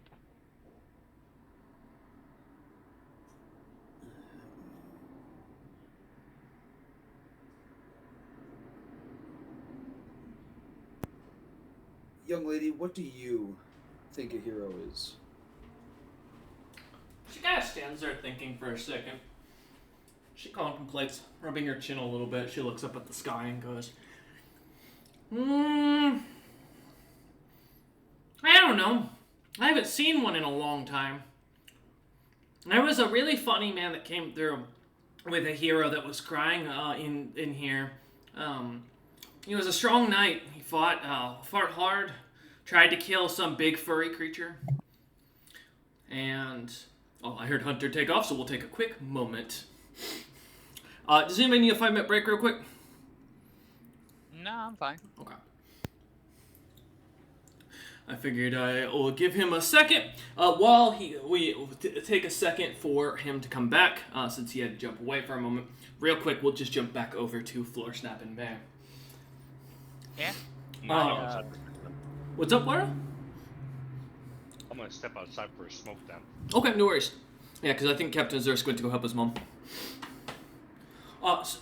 So Floor Snap and May, as you find yourselves back in the corner of the far right tower, so far nothing seemingly happening, other than a strange sense of anger and arguments and unfiltered rage coming from down below in the courtyard.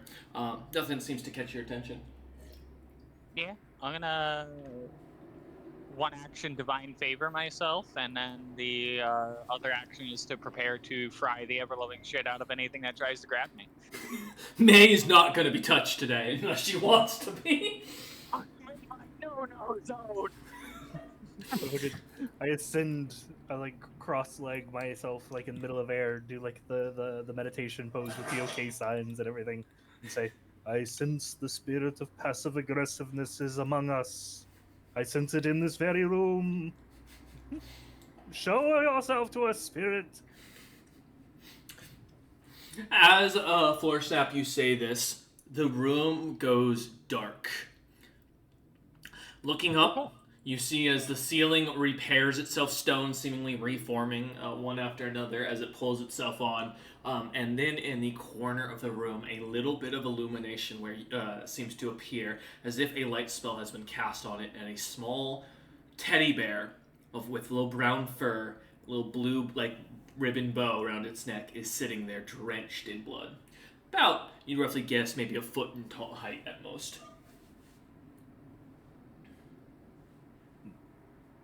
That doesn't look good. You should probably rip it up with your mental powers, or eat it. Well, that thing looks like it's been some places. I'm not sure I want to try any of that. Oh, that's sometimes the best things to eat. I'm not quite disease immune. Oh, that's fine. Anyway, I just kind of gesture at it and see if it does anything at all. As you gesture towards the creature, moving your hand slightly, almost in the same direction your hand moves, the teddy bear's hand slightly, or a paw slightly moves. I start exerting telekinetic force on it, bracing myself if there's some kind of weird fucking mirror. Glad you braced yourself. Give me a bull rush resistance here, because you're about to get pushed around. All right. I gotta remember. Oh, it's just, let's see. Man, it'd be really nice if, the grapple check, they just gave a little calculation at the top and said, hey, just add this, this, and this real quick for you. Nothing ever rolls bull rush. I know, right?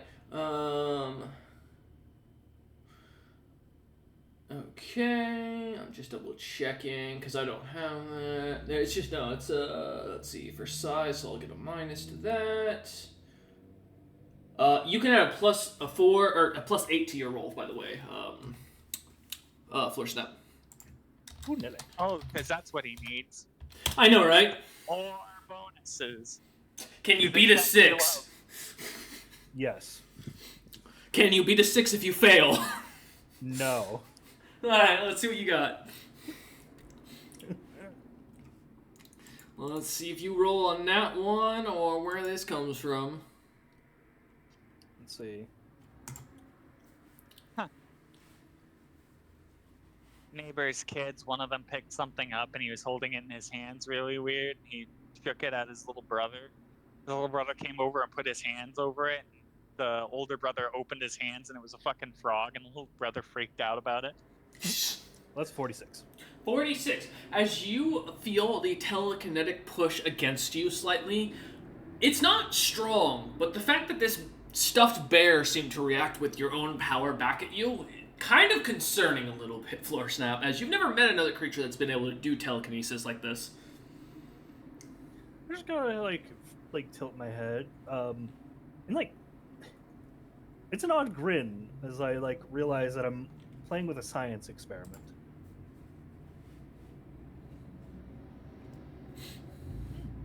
I say, oh, maybe you might have some value after all. Yeah, I try to grapple it Okay. with my mind. Perfect. I'm happy to hear that. Oh, well, not happy to hear you're doing it with your mind. You want to touch it personally? It'd be great. No. Sure. What if I touched anything personally? Yeah, oh, listen. All right, true fact, Floor Snap's just a germaphobe. All right, got you. Yep. All right, let's see. Go ahead and give me a check. Let me roll, or go ahead and give the attack. See if you can hit the creature first for the mind grappling. You'll be shocked about this thing's AC. I probably will. Well, you beat it by 34. God damn. It is, as you realize, a stuffed bear. Yeah, as you Not the fucking ragdoll. As you pick up the bear up off the ground, it just floats up without any sort of bit. The blood seems to kind of squeeze out of it, and it's in a normal, almost a surprising amount that seems to drip out from the pressure of your telekinetic grasp. Ugh. That's not the weed, that's just tongue ties there. As you watch this thing, it just keeps pouring and pouring. Floor Snap, you and May, you'd guess there's got to be a couple gallons of blood there coming out of this creature as it's slightly squeezed.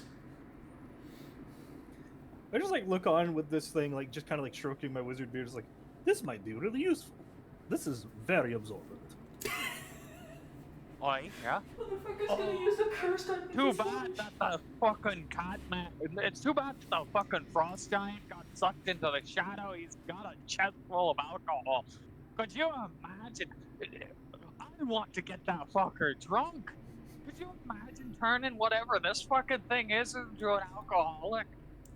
It could be like my dog. What, because he left? I'm back. No worries. What's Bellowing up? out all kinds of obscenities and weird songs.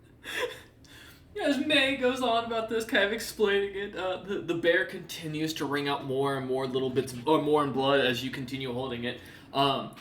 I will mention, Floor Snap, as you begin to kind of tighten your squeeze, it's almost weird. You feel something grabbing around your throat lightly, but there's nothing there. Kind of like start amusing myself by like using the bear as a paintbrush on the wall. All right, roll that. I mean, I assume you don't have art as a profession or a performance or anything of the sort. So, give me a charisma check. Yep. Let's see if you can paint yourself a modern Picasso. I have a dirty 20. Oh my god. What's your mod? Out of curiosity. 7. 7. Oh, okay. That, not as impressive. Okay. I was going to say, Jesus, if that's like a +1, alright, I'll give it to you. But no, as you begin to kind of paint on it, or paint on the walls, just trying to paint yourself the best you can, Floor Snap, it comes out looking more like a proper toad as you kind of wipe it away with the bear after a few moments. But while you two kind of mess with this thing, we're going to jump back away from you, back over to Wara and the captain now that he is back. As you start playing with the bloody bear in the background, Floor Snap, Captain Azuris down below, as you're kind of standing there, the little girl looks up at you, kind of smiling, as she does, and goes, oh, I think you asked her last was, what was it? Oh, she was telling you the story, yeah. When you asked her about the heroes, she was saying along the lines that she saw someone else drag a hero in and was kicking and screaming, basically. As she kind of describes this and goes and looks up at the tower suddenly, caught by a little bit immediately with a very clear emotion of surprise and concern on her face as she looks at the tower where Floor Snap and May were last seen. We're doing hood rat shit.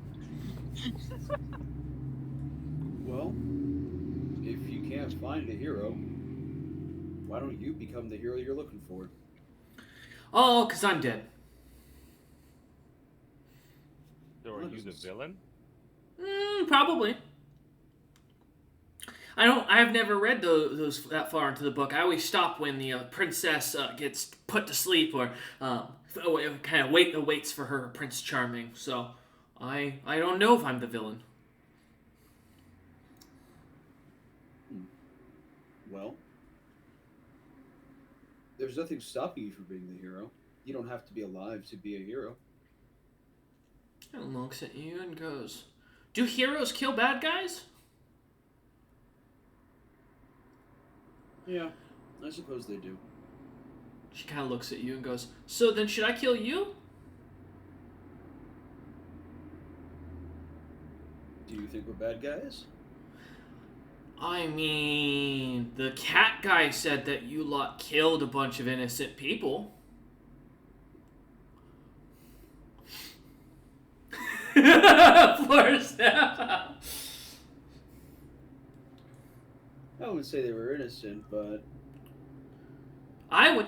Would you like to see? And she kind of like waves her hands, and a cloud kind of appears between them as you see the captain of the guard that you had killed, Captain Azurus, by drowning him. As you watch a very sad depiction of a funeral where his 12 kids are crying, looking thin and hungry.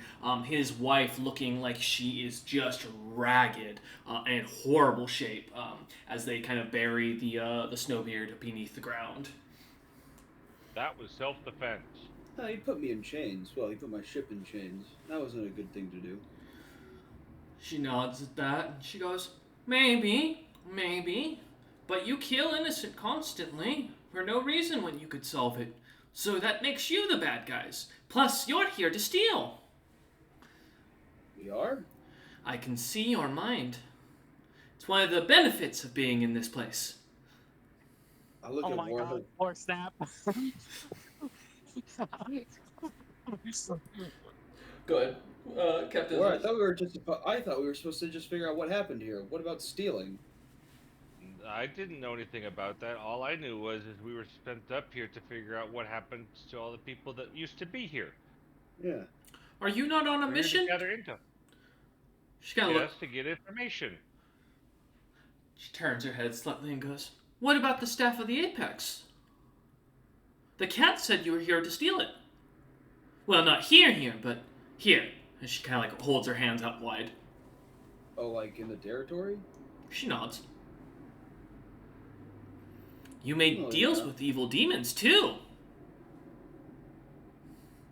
Yeah, but even heroes make deals with evil demons. Not the heroes I like. Teddy doesn't That's like fair. heroes or villains. He thinks they're all bad. She's Well, I'm kind just trying to get by. All I hold above all else is my freedom, and that's it. But you're not free anymore. You're my toy. You're here to play with me for the rest of eternity. Like the rest of the Crystal Giants. Kid. I wish you didn't say that. Alright. Well, how do we get out of here then? Beat you? What? Beat your Teddy? What's the deal? Kind of looks at you like a tilted head and goes, "I don't understand. What do you mean, get out of here? Why would you want to leave?" Because, like I said, I value my freedom. Well, no one can I ever can't stay leave. here. That's not true. Anything can happen. Kind of looks at you and goes, No, you can't leave. It's impossible. Your friends will probably be killed by the little creatures, the little goblins with the special eyes that like to pop out at night. The shadow monsters will pull themselves out of the darkness and night, and your friends will die, and then you'll be alone, and then you'll play with me. Nah, I don't think that'll be the case. You will play with me, as her voice starts to get a little bit more deeper and a little bit more demonic sounding like. Laura starts a Uh-huh. very low growl. Okay. All right, Wara, go for it. Wara roars. As Wara roars, let's go ahead and kick off some initiative, people. Let's roll. 21. Nice. 13. Fantastic. I need to get improved initiative.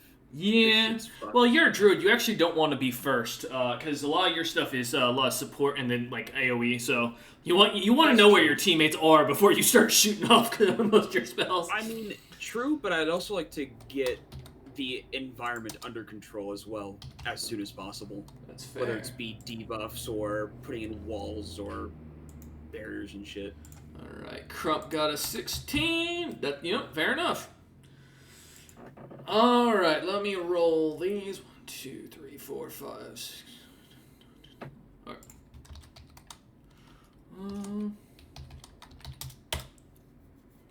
Oh Alright. god. Don't worry, that's not necessarily all villains. These are just everything in this situation I'm rolling for. Man, you rolled like ass. I know. Is the teddy bear the one? No. The teddy bear got a 16, actually. No, that one is something else you're here for, but that's okay. One day, I'll roll. Well, usually in these group rolls, my rolls are fantastic. I don't know what my luck is today. If this is what it's going to be, I'm worried. 6 in the last, and then there we go. Last before it. Well, good news is the little girl is not the last one on the initiative. Oh, alright. Give me a second just to kind of get HP set up for that, because I didn't think you guys would actually smack a little girl. Already cut her finger off. Right. Well, she's trying to imprison me, and well, we saw what happened to the last guy that did that. It's true. Floor Snap and Wara, which one of you has the higher initiative modifier? You already figured out I have it. Oh, you do? Okay, perfect. Okay. Makes life easier. Oh, God. Not you. Oh, with you going... Fuck. May, what's your initiative modifier? 3 Oh, you beat from Crump. Dex. Yep, you beat Crump, so that's fine. Alright. You do not... You roll a man. You do not beat Teddy, though, unfortunately. However, you do beat Teddy's friends, so that's nice. Alright. Give me a second. There's a lot of initiatives I'm going through here to get prepped in the background, just so. Alright, cool. As you lot begin to raise your blades, before we start into combat, we're going to take a quick 5-minute break for the players who need to run to the restroom, take care of their cats, and grab a fresh thing of water. We will be back momentarily. God damn it. Alright. As we return back to the party and their initiative, in the background, as we were kind of planning some stuff, figuring some things out, we return with the top of the initiative. Somehow, he always ends up there. Wara, you're up first. Muslin, quilting, cotton, canvas, and linen all work well. Alright. As he And I begins to target rage. her. I will say she's Ow. immune to sleep, so thankfully. Oh yeah, that's right. Thank you for reminding me on that one. Yep, she is immune to the Let's see. sleep effect, so for your rage, and so... She still has to do an intimidation check. She cannot be intimidated because she cannot be feared. Well, I'm still gonna roll it Yep, feel because free. any creature that comes within 30 feet Have to make has the to check. roll against it. Yep. If they can fall to it, yep. 11, 16. Okay.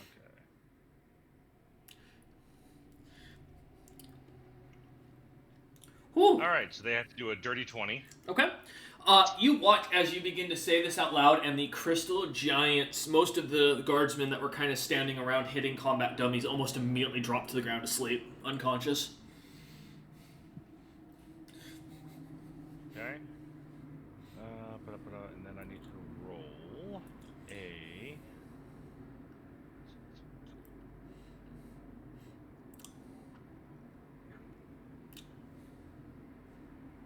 As Wara raises his sword down to It do. will last 11 rounds. All right, 11 rounds of the rage.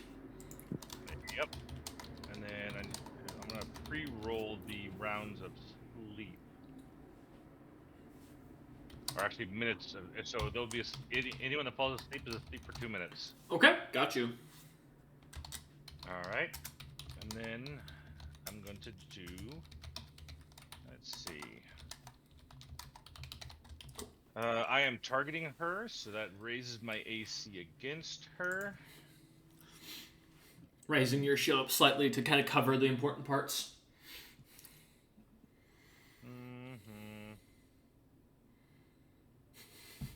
Screw it. I'm gonna scimitar her twice. Oh god.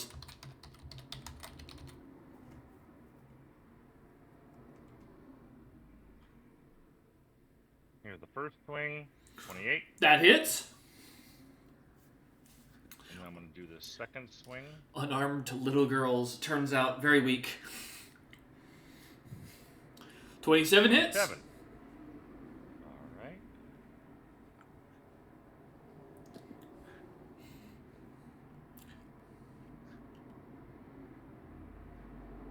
For a total of 21 points of damage. Floor snap. Give me a fortitude save.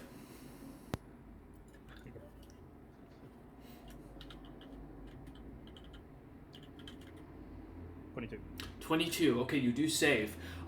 As you go to slash down on this creature, Wara, slashing at the little girl as you raise your shield to protect yourself, getting ready for any sort of counterattack, your scimitar cuts into her, almost cleanly cutting her in half. Each time, the darkened, blackened, fiery shadow-like material that seems to make up her body seemingly reforming as it does. Meanwhile, on the other side of the plane, May, you watch as Floor Snap dodges almost invisible cuts in the air that seem to slice into the ground, tearing at it all around Floor Snap.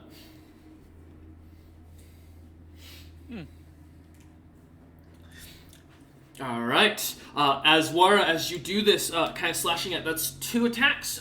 Do you have anything else you can do?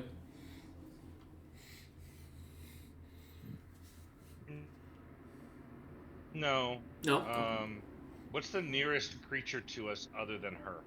A couple of sleeping crystal giant guardsmen that were training in the field against their combat dummies. Okay. Then that's the end of my turn. Okay. As you end your turn, Floor Snap, you are up. As you just felt yourself basically almost being attacked by an invisible blade, managing to dodge out of the way left and right just at the last moment. Yeah, take like a quick look around to see if I can like get a beat on like what the effect actually was in character. Yeah, give me, we'll just call it a spellcraft check. It's kind of arcane, that'll work. Oh, nat 20 for 36. Nice! Yeah, so it seems almost as if, recognizing the deep swings of the, on the ground and seeing the patterns similar to what Wara's own scimitars usually do when he attacks ships, recognizing that and recognizing the force behind the blade as, having seen him enough times fighting, it almost seems like Wara's being forced to attack you. You're almost 100% sure Wara wouldn't attack you on purpose as you think about it, but something seems to be going on, like the attacks on seem to be transferring to you instead of whatever they're supposed to be directed at. Like glare at the teddy bear as the most obvious culprit, probably. Mm-hmm. Other than May, which I don't think May would have done it. Look, I would be fucking annoyed if May has been sandbagging and had that ability the whole fucking time. Good time to break it out. Yep. I've been sandbagging abilities, but the abilities that I've been sandbagging are fucking useless That's fair. Go ahead. in a lot of the situations we've been in so far. So, Is the outside is still sunny, right? It's just like the roof has been like put back onto the thing. Yeah. I'm gonna fucking huck the bear out of the window, and like just hold it into the direct sunlight. Okay. As you go through one of the arrow slits, with the bear, holding out under the sunlight, nothing seems to happen. Oh, other than the blood stops pouring out of it. The bear just kind of seems to glimmer in the sunlight, With a little bit of blood that's kind of all covering it, kind of glimmering as well. Moment goes by, nothing seemingly happening. I experimentally begin trying to pull off one of the bear's arms with my telekinesis. Okay. Give me. Let's call it an attack or a cold attack with your telekinesis.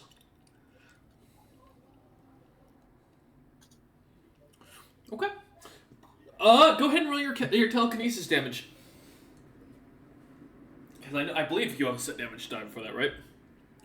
I don't. I would be like, wait, it's fucking weird. I think it would just be like basically the equivalent of like one of my unarmed damages. All right, we'll take that. Then feel free. 10. Wara, give me a fortitude save. 1 second while I run back. No worries, man. Take a moment. You don't gotta run. I'd rather you not slip and fall. Because That's what your character's for. yeah, we can't come help you, and I don't know if you have your senior alert thing yet. You know, a little button you press when you can't.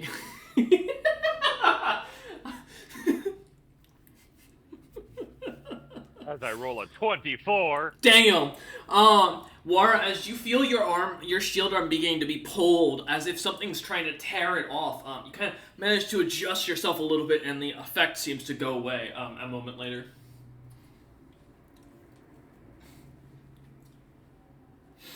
That's weird.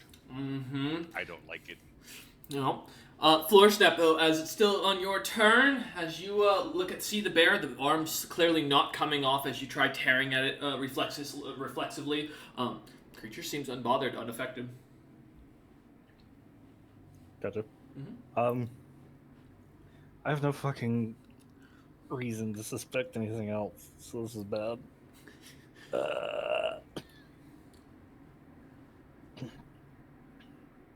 I'll just start smashing it into the ground. Oh no! Laura, I'm sorry. This is about to hurt.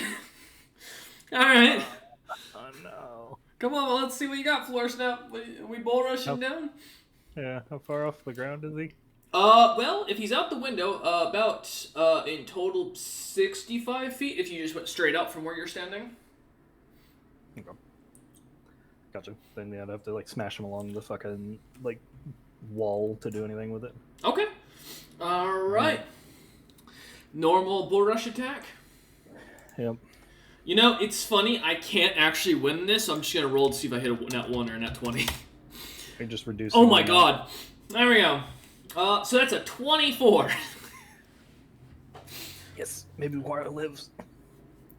Yeah, maybe. Let's see what you got.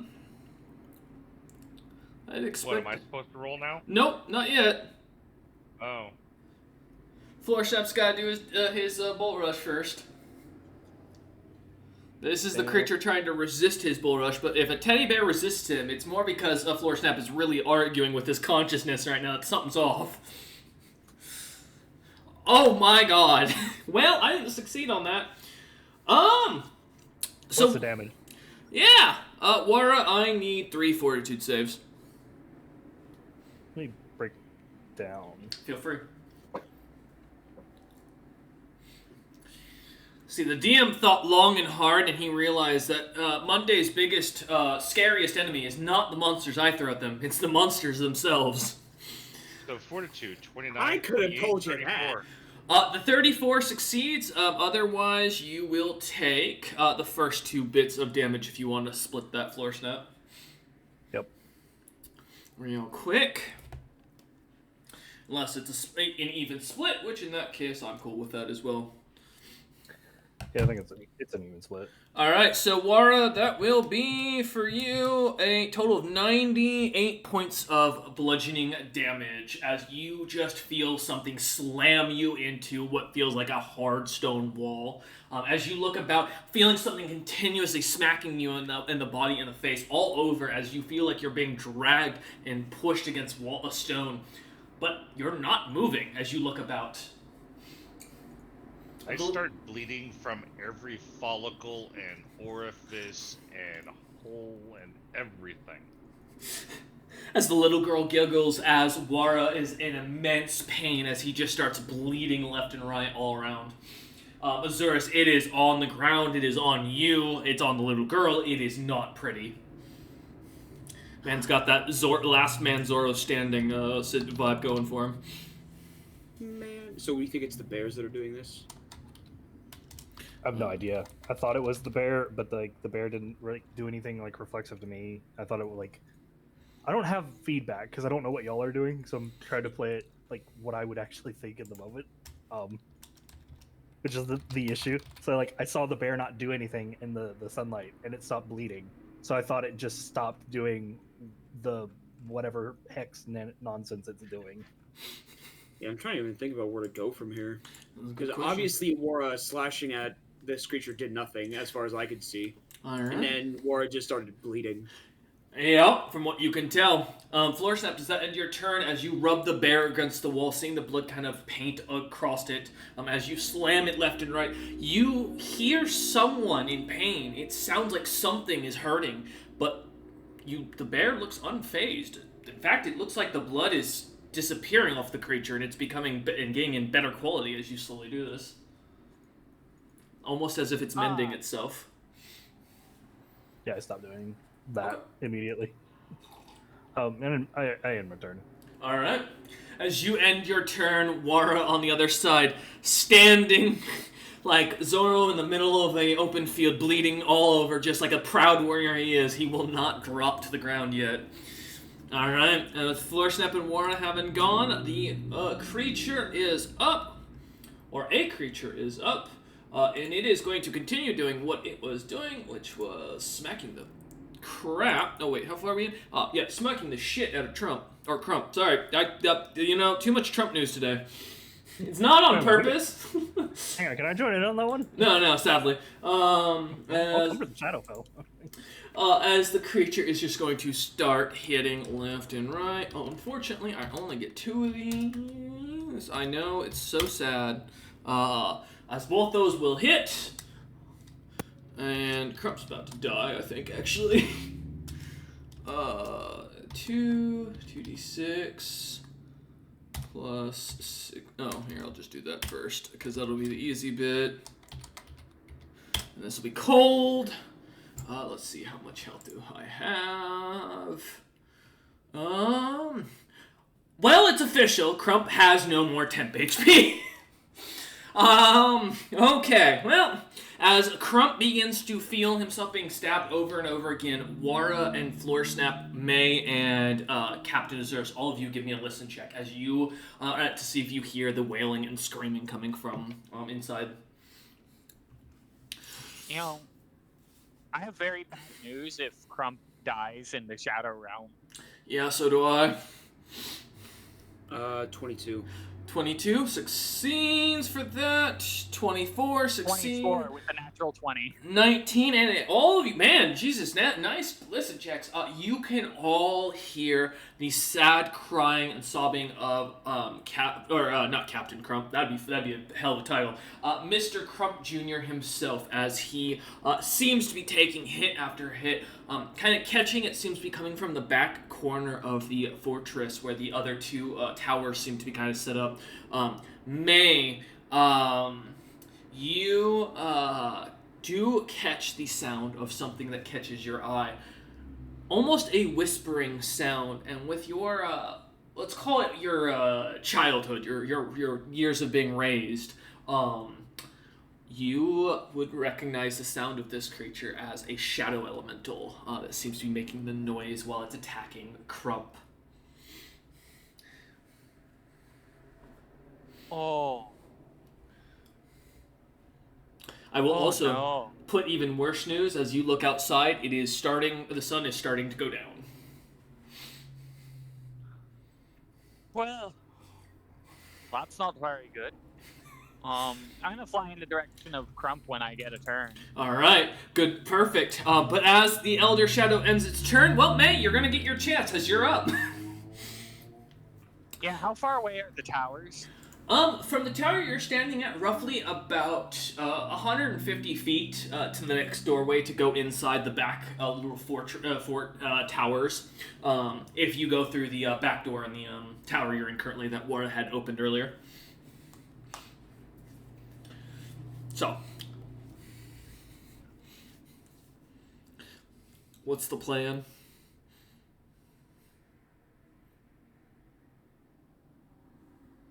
I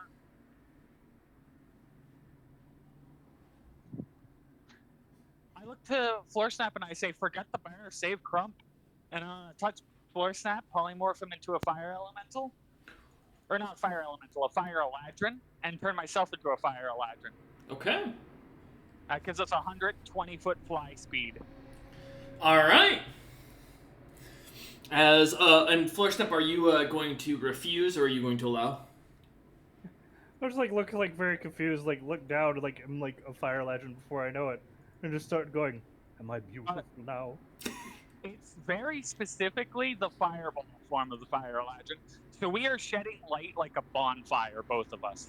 As you look around the room, seeing kind of glimmer coming to life, the shadows disappearing around you, it seems surprisingly now much more bright in the room than it was earlier. Almost as if the creatures waiting in the shadows seem to vanish as you look about. But that is 2 casts of polymorph, so that'll be, I assume, your turn, because that'll be your 2 actions. Yep. Alright, as May taps Floor Snap, turning him into a beautiful fire eladrin.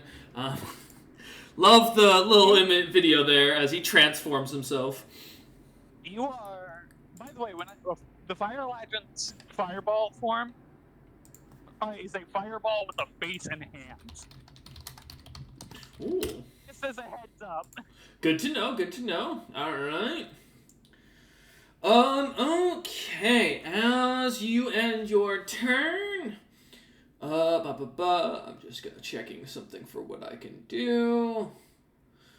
Alright, as Crump Jr. takes his turn, he is going to go ahead and cast off a 3rd level spell, or a 4th level spell of his, as he tosses it out, and I'm going to do, is it a will save? Yeah, will negates.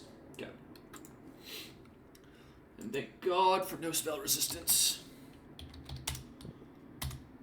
Oh, these things have a horrible bit of will. Oh my God. Well, we're going to do it again, because I only have 2 of those, and you know what? I really need this creature to not kill Crump. That's 4 plus the... That still beats my DC. Alright, as Crump tries, wastes his 2 4th level spells, ending his turn as his magic seems to do nothing, bleeding as he is. Well, I couldn't leave you alone, Captain Azurus. You know, wouldn't be fair if you didn't get to share in this true and enticing bit of fun. And since May just ruined my plans, I'm gonna take it out on you. As 4 large, shadowy things begin to pull themselves out from around the ground around you and begin to surround you and Wara. Thankfully, due to their fear and sleep immunity, they are not affected, thankfully, to Wara's rage. Or unthankfully, depending on your perspective. What's their distance from me? They will be within... there'll be 2 within 5 feet within 5 foot reach, and then 2 that will be within, 3 that'll be within 5 foot reach, and 1 that'll be within 10 foot. Okay. As he goes on the opposite side of Azurus. Alright. As all 4 pop out, Azurus, let's commence the beating. You know how this goes. I'm going to incorporeally touch you many a times, and it is not going to feel great. So, 23 is the highest, with a 10 being the lowest. Captain Azurus? Let me take a look here. The 23 and the 22 hit. Perfect. Only 2 of them. Alright. Damn. That is not what I was looking for, I'm not gonna lie. So, nope, not. Well, that's not. I don't know what that is. That's awesome. That's Can that be the thing? No, that's the bit of well, that is 5 points bludgeoning and 4 points of cold damage as you feel the incorporeal touch go through you. Oh, for the first one, and for the second, because I forgot to do this. That will be 3 points of magical incorporeal, I guess, for damage. Doesn't give me something specific, and a D8 worth of, and rather 8 points of cold damage. As the creatures reach their hands into your chest, one after another, Ozurus pulling and moving things. It feels weird, it's chilling and freaky as these creatures continue their barrage. And then since I haven't used my movement, I'm going back in the ground, as they are going to go down and sink beneath the dirt. Oh, well, that's cheap. I know, right? Attack of opportunity. You both will get one, because I do not have, unfortunately, dodge or anything to give you bonuses. Well, dodge wouldn't, but you know what I mean. So, Captain Ozurus I can't and... use whirlwind as an attack of opportunity, can I? Not, no, because I think it says full round action, which you only get one attack action, Yeah. sadly. But So, please. you can, that's true. So yeah, Captain Ozurus and Wara, you both will get an attack of opportunity as these creatures retreat back into the ground. 21 to hit. 21 hits. Alright. And are you both striking the same one, or trying to kind of spread out your damage a little bit?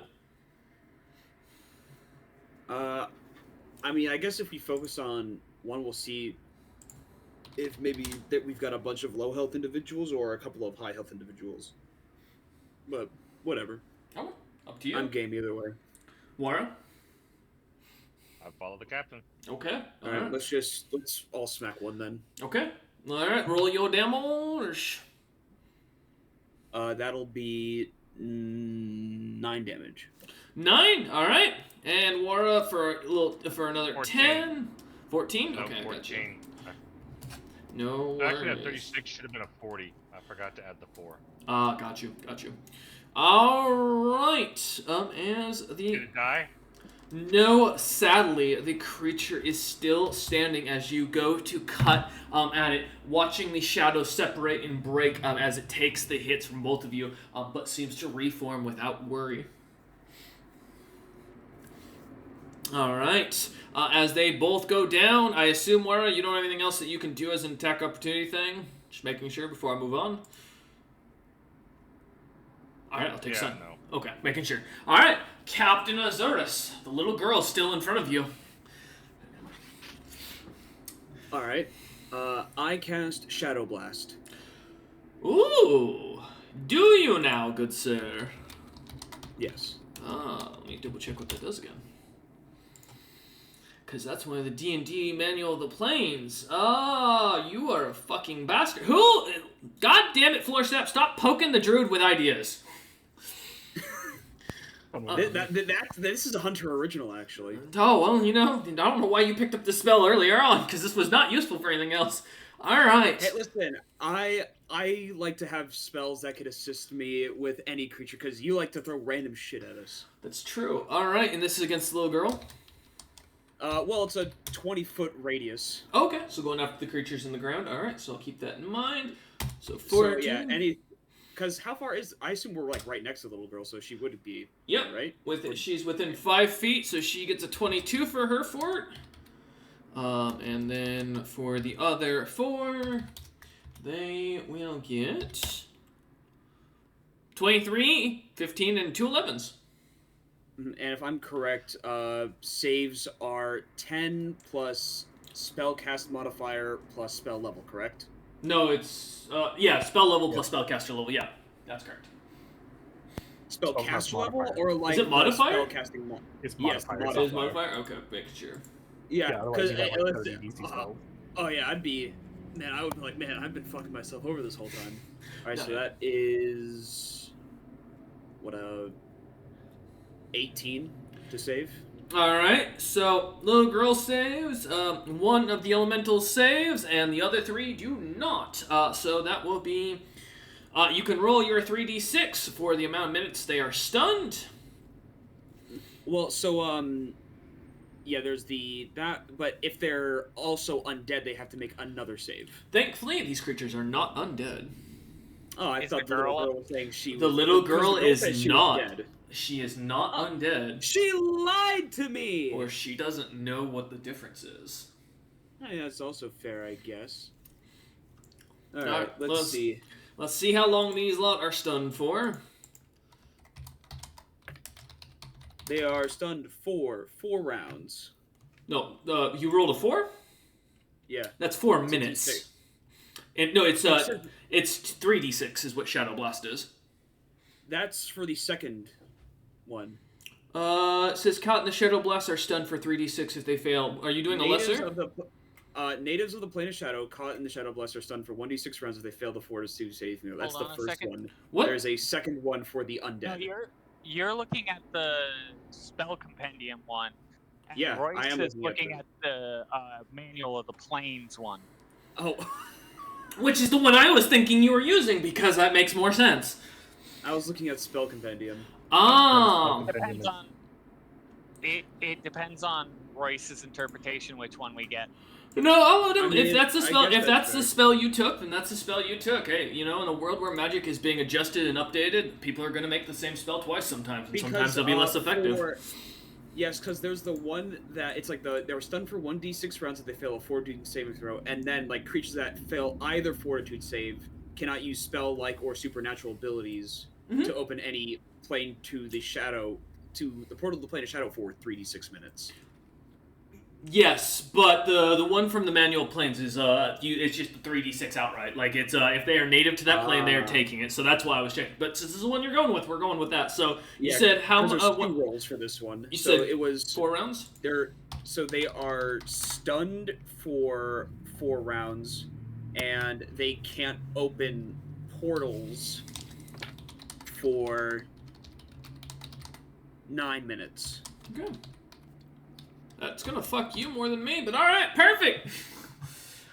Say goodbye to your route home, buddy boy. Hope you brought a canoe. All right, let's see. All right, Captain Azur says you cast this, the shadow blasting out of your hand as it expands, hitting the little girl who seems completely unfazed and unbothered. However, the shadow elemental is down below. Though you cannot see them, you can hear one of them seemingly go rigid as the creature seems to gasp in surprise.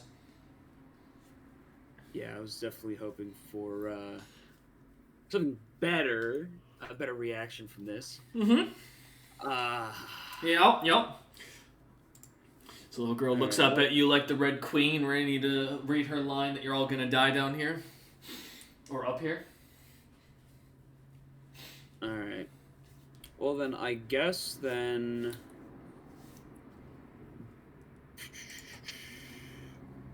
Fuck. Feel that pain? Because I'm trying to even think of what I could possibly do in this situation to actually help. Not that. I don't know. Because, well, thanks. Because I am unsure about the creatures I'm fighting against currently. Mm-hmm. You could summon a light elemental with summon If you have the spell. He's a water druid, so. I mean, I have Summon Nature's Ally. I just never saw... I didn't even know Light Elemental was a thing. They are. Let me see. Because listen, I see the list, and I don't stray from the list, so I didn't know it was an actual thing.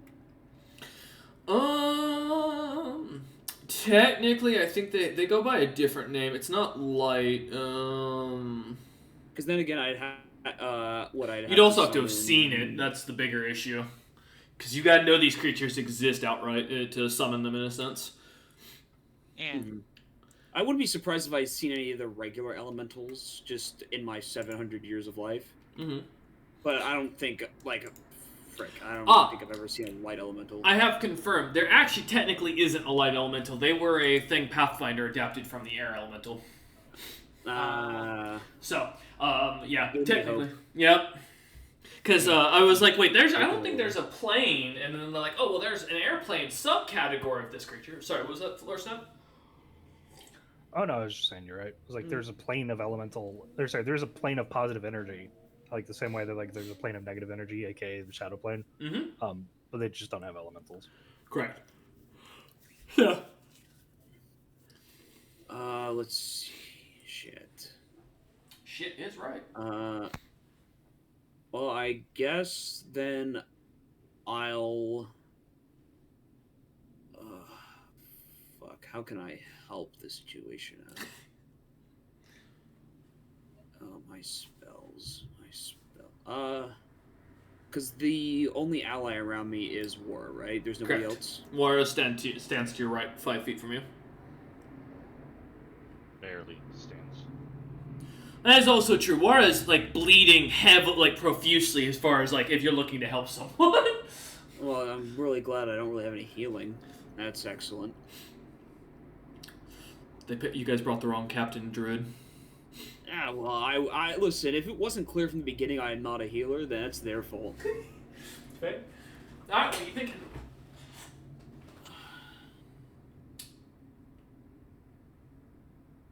What do I have fire-wise that I don't want to use another 4th level spell for?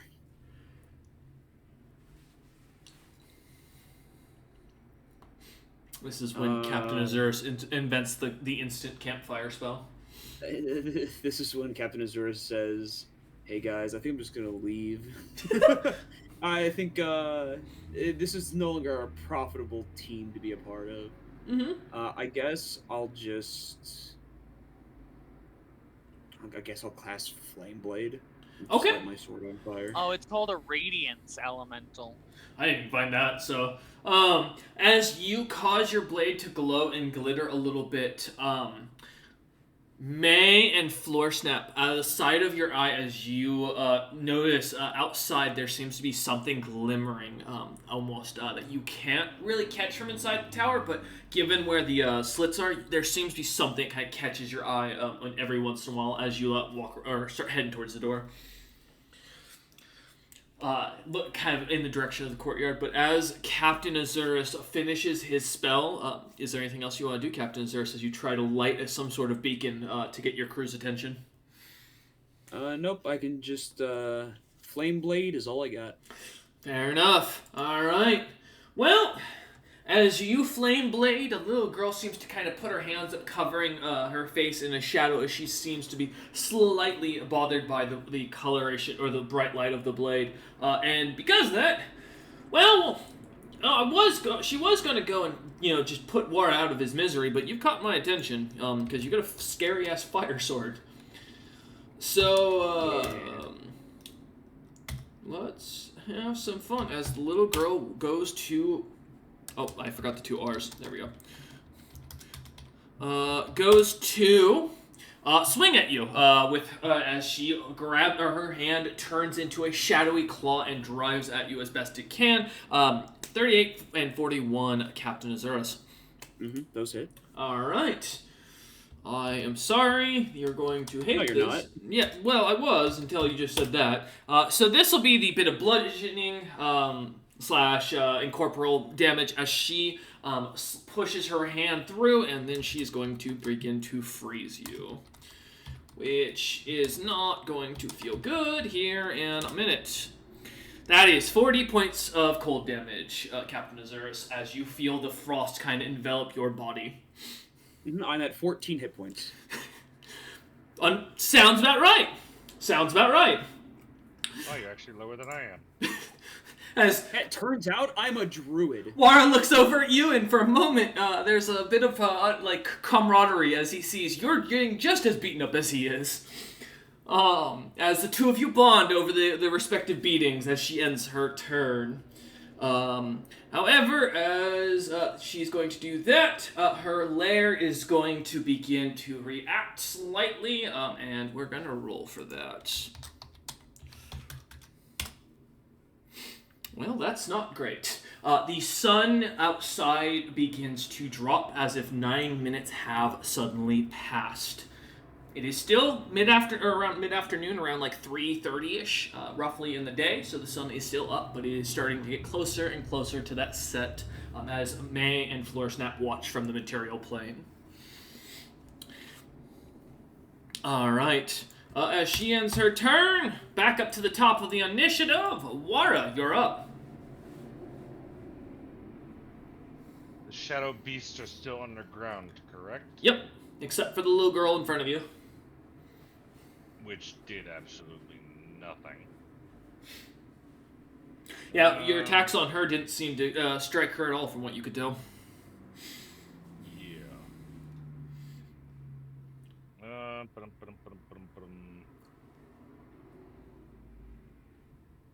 Cure moderate wounds and lay on hands on myself.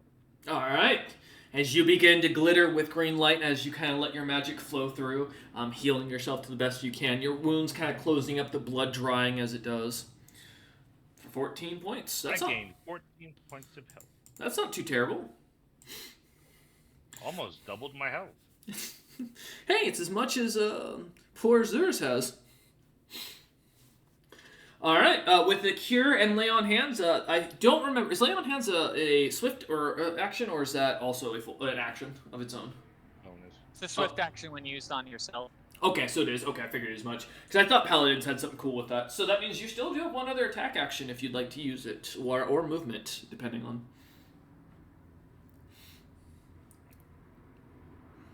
I don't see any other creatures other than the sleeping ones and this little self-important little child, huh? Correct. Alright, I'm gonna just walk forward with my shield out and see if it pushes her. Okay. Give me a strength check. I'm gonna do rival checks here. Nat 20. Yeah, Wara, with ease, you begin to push forward, kind of putting your shield in front of you. The little girl kind of looking up at you as she begins to make a weird hissing noise at you, as if like a cat, or as if she's trying to mimic a cat. As you push forward, though, you walk right through her body. As she turns into like this shadowy dust and then reforms as you step on the other side of her. Alright, I'm gonna turn around because my shield is slightly reflective. Mm-hmm. And that puts her at disadvantage between myself and the captain. And as my shield is reflective, some of that light will be reflecting off my shield towards her. Mm-hmm. Nice. And that's the end of my turn. Alright, as you end your turn, kind of using your shield like a mirror to catch the sunlight perfectly, she seems to, almost like a vampire, kind of cower from the light as she covers her face, trying as her skin begins to slightly burn. You can smell and see the smoke kind of coming off her almost immediately. Not enough to where you think it's like actually harming her, but it's having an effect at the very least. And that's... Yeah, that's what matters given the fact of what you two just took, so... Hey, you know what, guys? I finally have a use for the daylight spell. Oh, no. Yeah. Alright, as Wara ends his turn, Floor Snap, you are up. Fireball, Ladrin, and everything. Also, I was incorrect. The flight speed is 90, not 120. Gotcha. Yep, appreciate that. Gotcha. Well, I take May's advice and start like heading towards like where Crump was last spotted. Okay, kind of following. Clump was. Okay. Yeah, as you follow where May had pointed, kind of heading out onto the wall again, give me a quick spot check to see if you notice anything different as you're walking out towards the, or as you're rushing out towards the tower.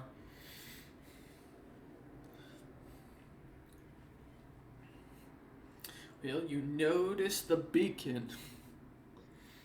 No. Will it help? Is really the question. I got an 8. Unfortunately, that glimmer you had seen in the courtyard earlier seems to be gone from what you can tell. Nothing kind of catching your eye as you rush forward. And I assume you're just running. Well, if it's... Well, run flying. Go ahead. Yeah, well, I was like, is it big enough to need to run? As I mentioned, it was... it was about 200 feet to get to the next tower. Yeah. Remember, this is a giant castle. It's not something built for medium creatures. These are supposed to be huge creatures. Gotcha. Mm-hmm. Yeah, I guess I run. Yeah. Okay, as you fly through the air at top speed, rushing through, Wara, based on where you are now standing, can you give me a spot check to see if you see Floor Snap glowing from his new form?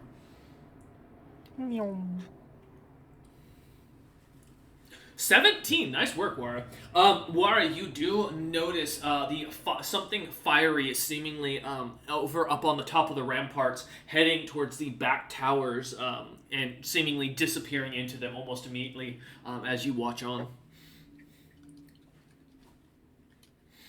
All right. Go ahead, Wara. Oh, okay. No, I just go, Captain, there's fiery stuff in the other world. Huh. As he mentions this, There you were. Floorsnap making little noises as Captain Xerxes looks back, trying to coughing on the shadows that kind of go into his nose. Dying over here, dude. And they Right. just bring me up with flaming individuals. All right, Floorsnap. As you go through the doorway, though, opening up, it is a dark room that seems to glimmer as you kind of come into it. The door kind of opening immediately without any sort of lock that you could tell. Looking around, there are crystal giant bodies everywhere around you, all in terrible disorder. Someone came through here and just had a heyday. There is organs, pieces of debris, people that have been killed in ways you didn't think possible. It's horrendous, and at the center of it all looks to be a little girl's corpse laying there, completely mutilated. As you look about. Floorsnap is a monster, but he's not a monster, if you will. Oh yeah, you fucking are. What are you talking about? I'm not a child killer. I saw what you did to that ship. And Murdered a whole crew of people. yeah, they were all pirates. No, Like you- that's Look, pretty all monstrous. this to say, I am saddened by the sight of a dead child that is a mutilated corpse in a pile of other corpses. I don't have an action. I'm just sad. Oh, okay. That's fair. As you watch on seeing this, no worries. Yeah, it's like it's full round action to run. So. Nope, you're good. I was just making sure there wasn't anything that you had, like a little, sad tear, like a little, story, speech you had for the poor girl. Magic would, slot but, here to, I am- to release souls. Mm-hmm. Oh my god. I was like, I would, but I'm a fireball, so I don't think I can cry, but I do. That's fair. I do, kind of mutter under my breath, it's like, life is a dream. Sometimes it's a nightmare. Brother be like, be not afraid. As you say this, Floorsnap, you see as out of the pile of corpses, a large elemental begins to, or rather a huge elemental begins to pull out of the ground. The shadows glimmering about it, the creature seemingly unfazed by your brightness as it pulls itself out of the corpse of the child. As it kind of stands up in its full thing and looking over at you, the creature almost immediately breaks into a horrible attack, trying with everything it can to hit you as it begins to wail and scream. Good luck. I know, right? Alright. Does a 40 hit your AC, Floorsnap? Oh, One second, let me do some math. it's possible that it doesn't. It's the scary thing.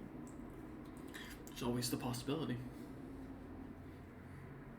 I wish I had that kind of AC. Damn, no, it would have been a lot easier. Mm-hmm. No, become a telekinetic master that's here to keep your party alive. No, Like well, he's he's still not doing a good standing. job at it. I mean, he's Look, keeping y'all May have- alive. Stick next to. He is 1/3 doing the right thing. I'm also trying to help come. No, that does hit. Okay. That does it? Alright. Yep. Well, I only get one against you because I had to pull myself to the ground in a very theatrical way, so, you know.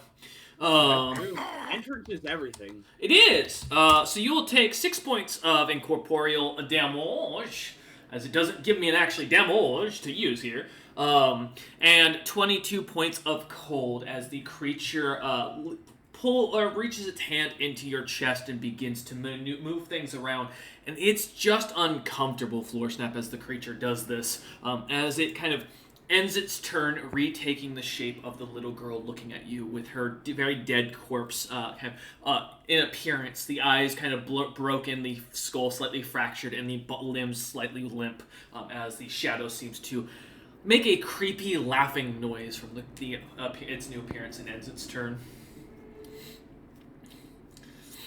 All right. As I don't hear anything from you, I'm gonna assume you're good, Floor Snap. As a no retort. Oh no, I just like look at it, like I just like kind of appraising it, and it says, "We need to talk." As you say this, May, you are up. What would you like to do? As you see Floor Snap jetting off into the other tower like a ball out of hell, vanishing into the other tower itself as he kind of slightly turns and heads inside. Yeah, I mean, the plan was to save Crump, and I trust Floor Snap to do that. Okay. But I also don't have anything else to do because I don't know where my party is. And splitting up from Floor Snap seems like a bad idea, so I'm just gonna zoomies over to Floor Snap. Full action running inside. Give me a spot check to see if you can see Captain Azurus' flaming sword down in the courtyard. And then Wara, also give me a spot check. See if you see a second fireball go flying off on the ramparts. Someone roll a 1d20 for plus 10 for me. Okay. Gotcha. There we go. I'll do it. All right. 11 for May, and then a 15. Okay. Wara, you need to roll for yourself. The dice don't like it when you tell someone else to do it. It's so true. We always roll low. I'm so sorry. Wara, as you look on, you do see the blaze of another fireball heading into the back castle, thankfully, as it disappears into the doorway.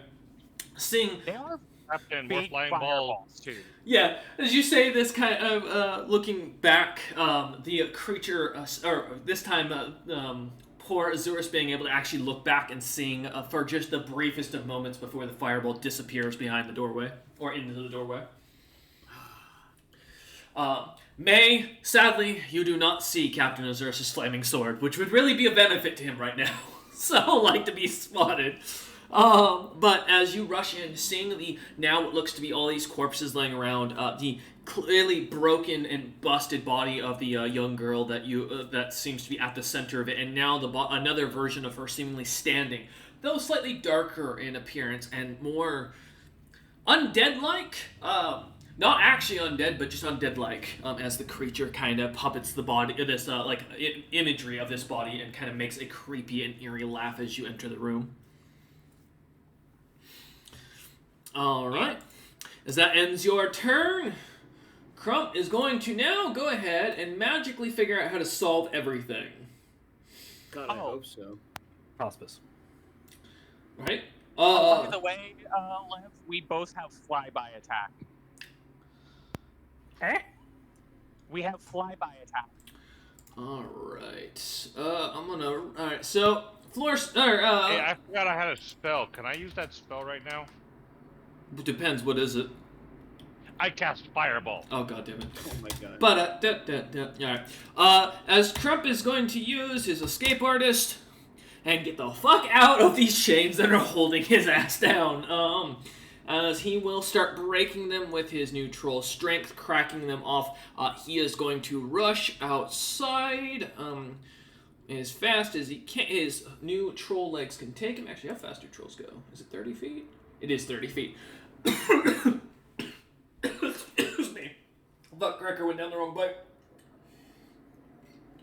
Oh, fuck. Alright. As Crump opens the door to the back castle on the ground floor and will stick his head out and yell, "Captain! I found the core!" Ooh. As he will end his turn. Single eyebrow raise. As the little girl starts to look nervous at that. As Crump ends his turn, the two shadow elementals in the ground are up and literally are going to pop out of the ground. And let's see Wara's the one with the glowing shield. So Wara, come here. Fire sword. Wah, wah. It will. It means I'm at disadvantage for my attacks, which is not fucking great because I can't hit Wara without a crit. Okay. Oh, that's 120, not a D20. So that's 125 to hit Wara's AC, I guess. No, 17 for Wara. Wood. Whoosh, as the hand goes flying past you. Let's see for the second one. 21? Oh, it caressed my hair. Wara, for a moment, you feel your hair, the product you put in your mane to keep it really well and up, keeping it clean, and you feel as a slight shadowy corruption hits it and causes a couple of the strands to turn a blackish color, but otherwise no effect. All right. As you dodge and weave out of the way, the other two are still down for, well, 3 more rounds. And that ends their turn as they go back into the ground, avoiding being attacked once more. Lack of opportunity. All right, let's see what you got. Yeah. Ooh.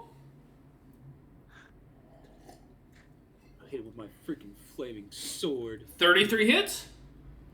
Oh, that's a scimitar 15. Hold on a second, I have to check I something. think scimitars are 17. 18. They might be. Is it 18? Oh, I thought it was 17. Because I know they've increased crit range. Yep. Yeah. 18's the increased one. Let's see. Because I'm using Flame Blade, all of my stuff are melee touch attacks, which is nice. Ooh, okay. All right, so 13 points of damage from Wara. So that is a 16 touch attack. That hits. Go ahead and roll damage. Some of that damage is Yay. fire damage. Yep. Oh yeah. Well, yeah. So let's see. It's a D8 plus 1 for 2 levels, every 2 levels. So I'm, level 9? So that's an extra 4. Hey, look at that. 12 fire damage. You watch as the creature immediately incinerates upon the fire touching its body. The shadow seems to crack apart, breaking, leaving nothing but a simple black pearl on the ground where the body once was as it was retreating into the ground.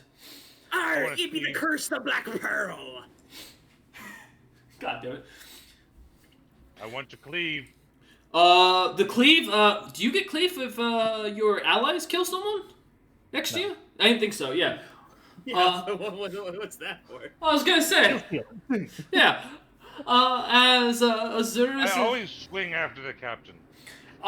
Good try though, good try. Cause that, as far as it goes, also Actually, even if it you, says, extra melee attack after dropping target. Target has dropped, therefore I get to attack. yeah, but you weren't the one targeting him. Also, I will state, even if you did go after him, you wouldn't have gotten the kill. This creature died to the fire, from what you can tell, not to the damage. Go ahead. You did try. I tried. Yep.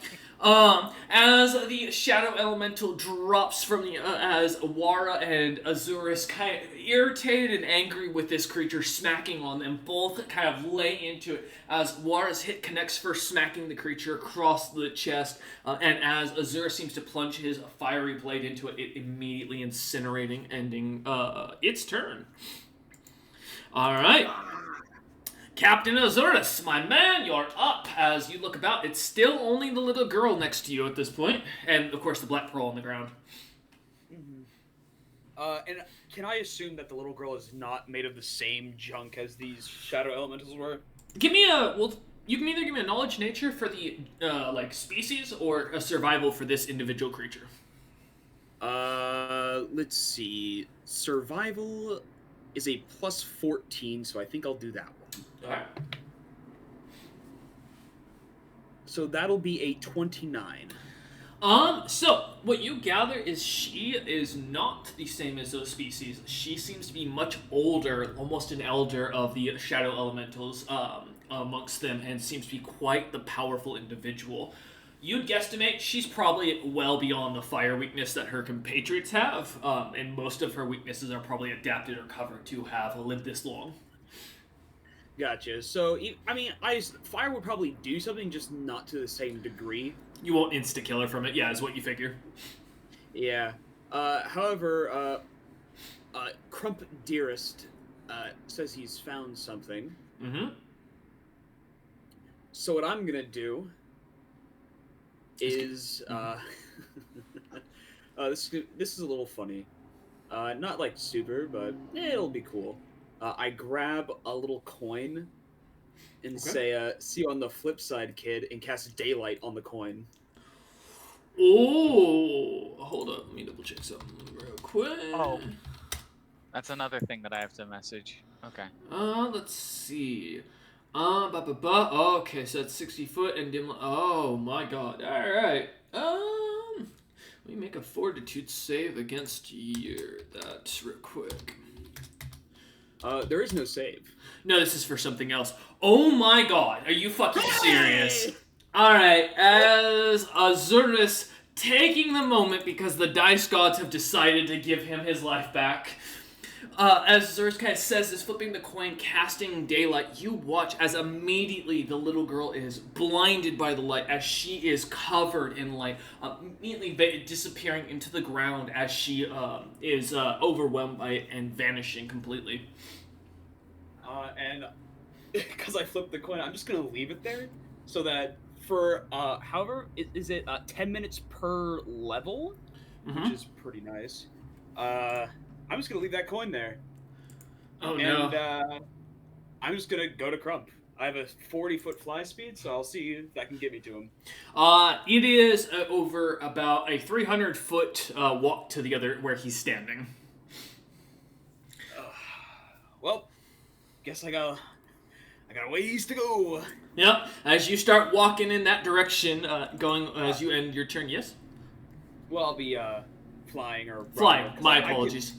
Because yes. I have a 20-foot walking speed, but a 40-foot flying speed. Got you. Yeah, trying not to stay on the ground and avoiding your own shadow as you rush off as quick as possible towards Crump, leaving the coin there as it glimmers. All right.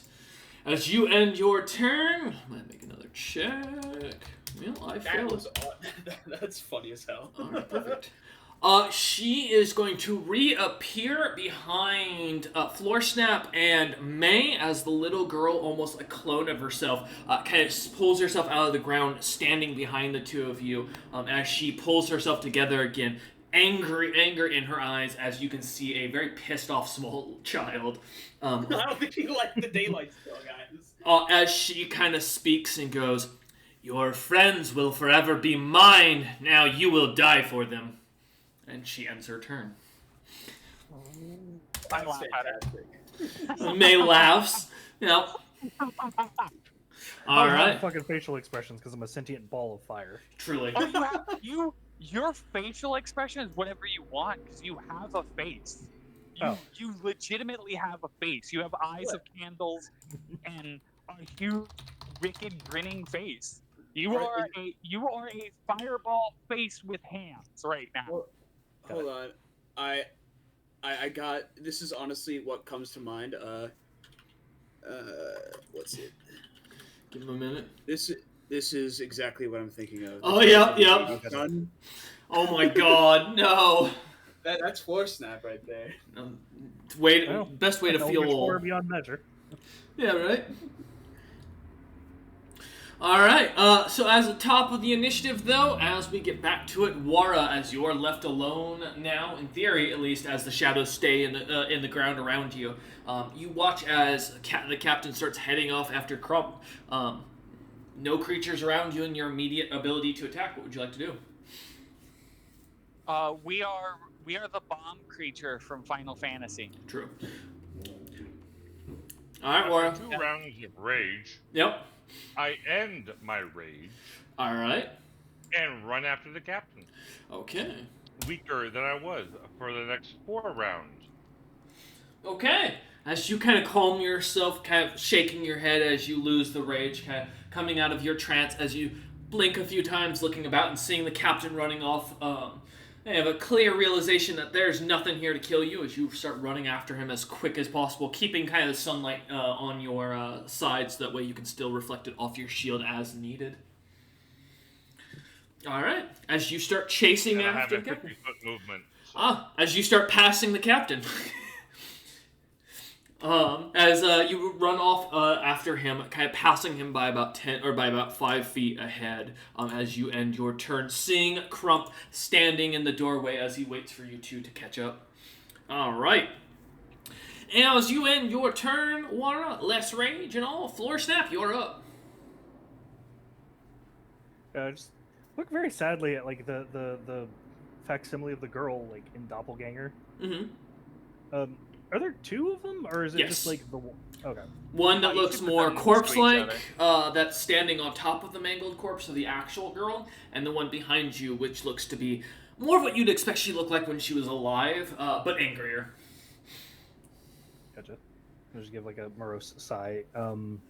And no, gonna do a couple grapples.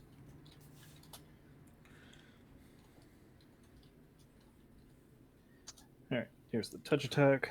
All right. That does hit. Cool. Make your grapple. Yep.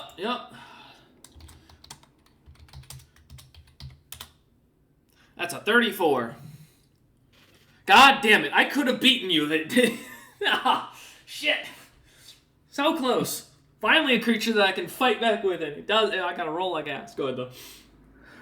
Yeah, I was just kind of like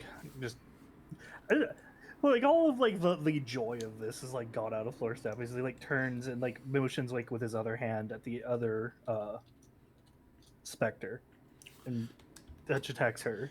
Yep, that hits. And grapple. Ah, there we go. Oh, fuck you. Ah, damn it. Just like slowly like bring them together. Yeah. Well, I will say, as you begin to try to move them, I will let you know they are unable to be moved. These creatures cannot be pushed. At least while they're in the darkness. Are they though? Because I'm shutting off a bunch of light. Yeah, you guys are considered dim light around you right now. It's not full light. That's why. Yeah, you're like 100% why the creatures did not seem to fuck with you when you tore the roof off earlier. Mm. A bright light enters in from the room from outside. What the fuck is going on? Suddenly, Floor Snap raised the roof. I think that if there wasn't two shadow elementals here, we would have a lot more success because we are basically a pair of bonfires throwing hands at these motherfuckers. Not just two. But go ahead, Floor Snap. What are you thinking? Well, I'm gonna pin them. All right. So here's for the corpse one. Yeah, let me, what do I gotta roll for pinning? I can never remember. That was just a grapple check. Is that another grapple? Okay, I figured. I didn't know if they had any extra bonus. Alright, well. But apparently did not fucking do anything. Right. I feel that.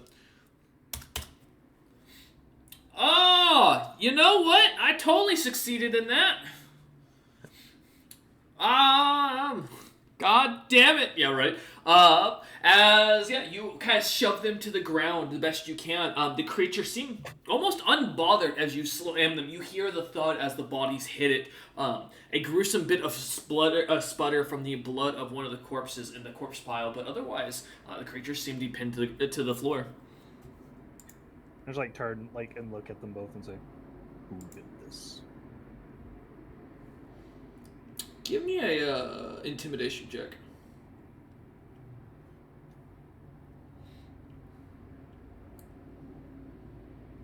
Believe it or not, I'm really good at it. Yeah. I feel my support is needed for my uncle. I know, right? 32. As you try to intimidate the creatures, trying to get them to say anything, to speak, to tell you anything, both just begin to deeply laugh and give that creepy little girl giggle that comes from almost like a stereo around you, but neither seems to respond. What? Hey, DM. Yes. I'll rip the roof off again. God damn it!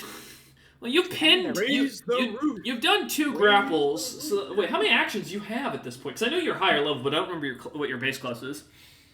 The Master of the Unseen Hand lets me do like a full attack action with the grapples as the fucking Okay. telekinetic maneuver. So I get basically 2 full round actions of grapples. Okay. So it's 4 total, and then I've got 2 like leftover maneuvers that I can do. Gotcha. So I can Because just, yeah. like, basically attack the roof to like shoot it off. All right. Yeah. If you wanted to make an attack on the roof, feel free. Let's see if you can are you trying to just force it off, or are you trying to break it apart? I'm just trying to force it off. Oh, then let's just do a strength check with your telekinetic bonuses. Yeah. Makes life much easier. Yep. Keep leaning down to grab my joint, and like it's not there, and it keeps throwing me off. Oh, go ahead. Oh, 34? Alright, as the roof goes fluttering off the side of the building, kind of as it collides with the ground, even Wara and Captain Azurus, you feel the ground shake as you look up and see suddenly the roof of the building, the tower, being pushed off and sliding off to the side of the fort itself. As Snap begins to do this, the grinding sound of stone, the dust kind of kicked up in the air, the sun beginning to gleam down. Oh, I forgot the lair action earlier. Let me just roll that real quick. I'm going to make sure, because that doesn't have anything to do. Oh, well, that does a little bit. All right, so it is now roughly about 4:30-ish, as the sun is still up, thankfully, but just barely.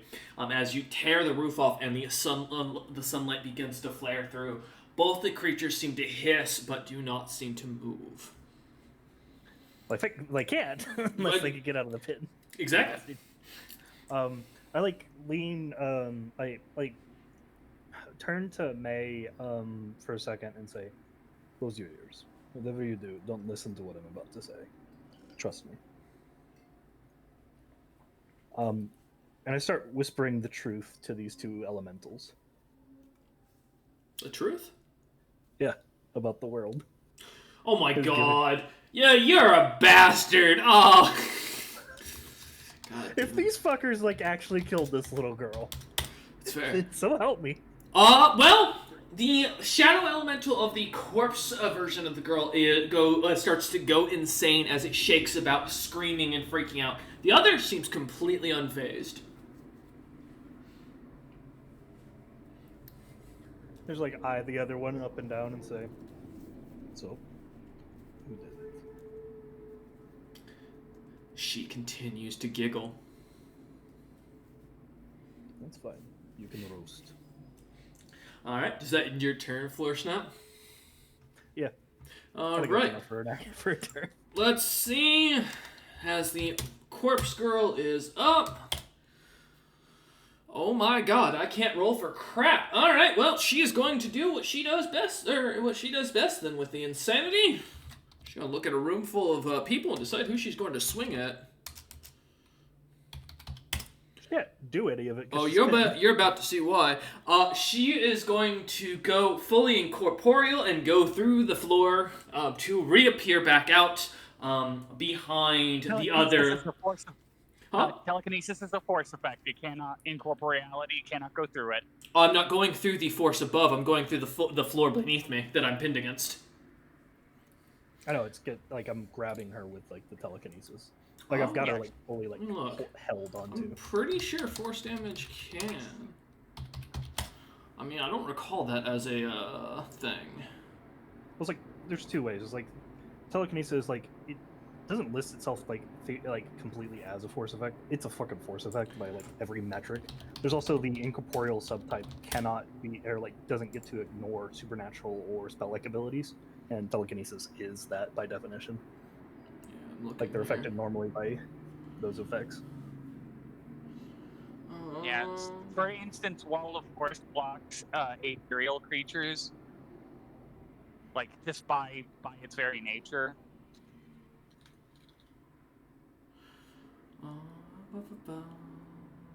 I'm just looking at reading through here real quick as I'm checking the telekinesis spell, just so I'm making sure I'm correct on this.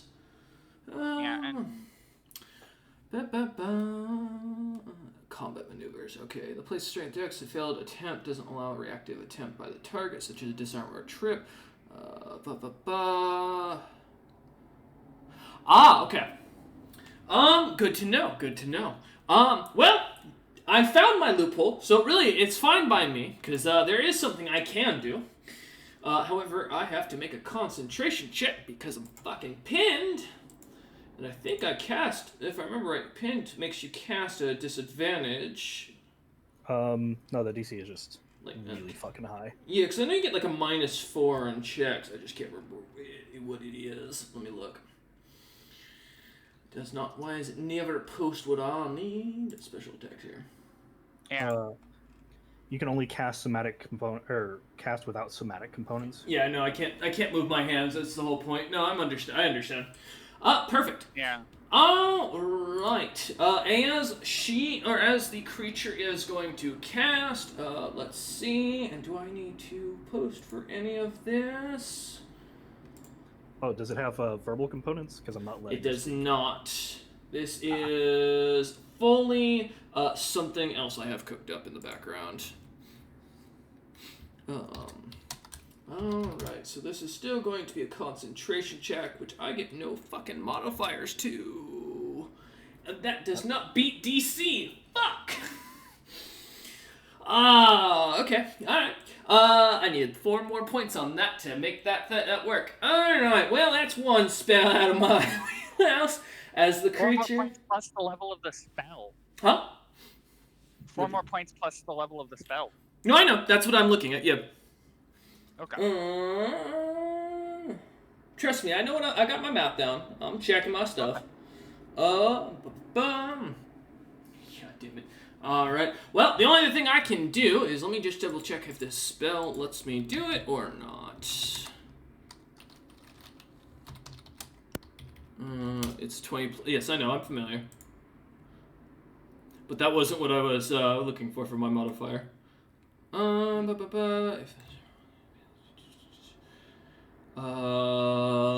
just saying, can I actually do this? Is it? Oh, mother. All right. Well, that's going to end its turn as it's going to go ahead and take its one ability. As you watch the corpse girl begin to break apart, the shadow cracking as it did, or as it begins to, almost as if the sunlight is kind of killing it, the creature dissolves its entire body, seemingly leaving nothing behind but a black pearl. Ending its turn. Alright. May, you are up. With the little girl being the only creature left in the room, from what you can tell, pinned down, what would you like to do?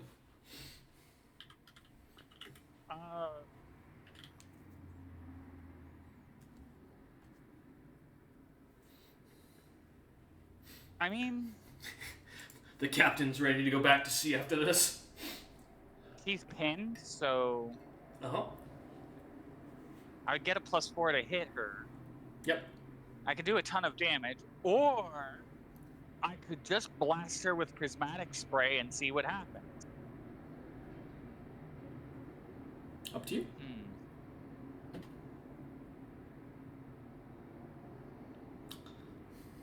I don't want prismatic spray to be my only solution to things, so I'm just gonna start wailing on her with my ridiculous stuff.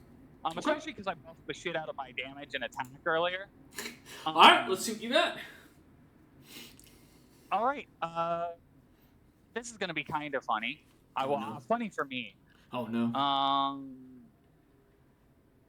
Okay, so 5 plus, that's 9, plus 4 is 13, plus 4 is 17. So I have a plus 17 to hit. Okay. And does the Fire Legend get 2 slam attacks? Or 1? Just the 1. Okay, cool.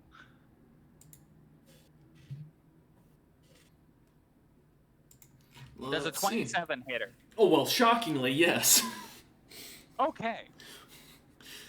Little He girl's takes not... 1d8 plus 9 plus. I'm gonna Divine Smite her on the first one. Okay.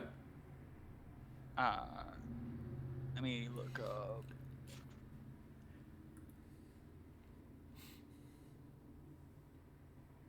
Okay, cool.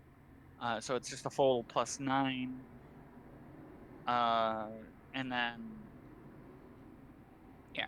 Okay, cool. And then plus 3d6 from my Eldritch Blast, plus 1d6 fire damage. Alright. First attack is 47 damage. Okay. Okay. Roll is on everything. That's amazing. All right.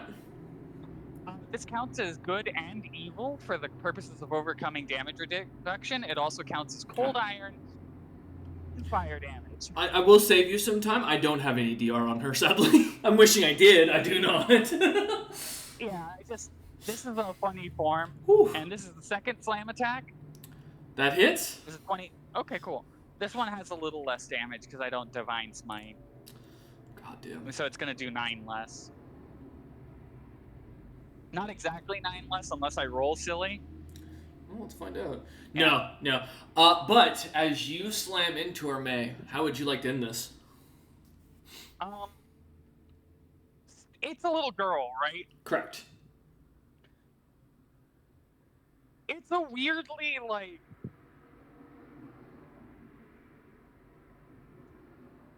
It's designed to be quick, efficient, and unbrutal. It's Okay. a slam attack, but it's very, very coordinated. Where I take one fist and punch straight into her chest, Mm-hmm. and it's a swipe. Well, the first attack is a swipe from head to from head to toe, Mm-hmm. like that. Yeah. And I'm trying to find the core of the creature, and once I find it, the second one is just a slam straight down on the floor.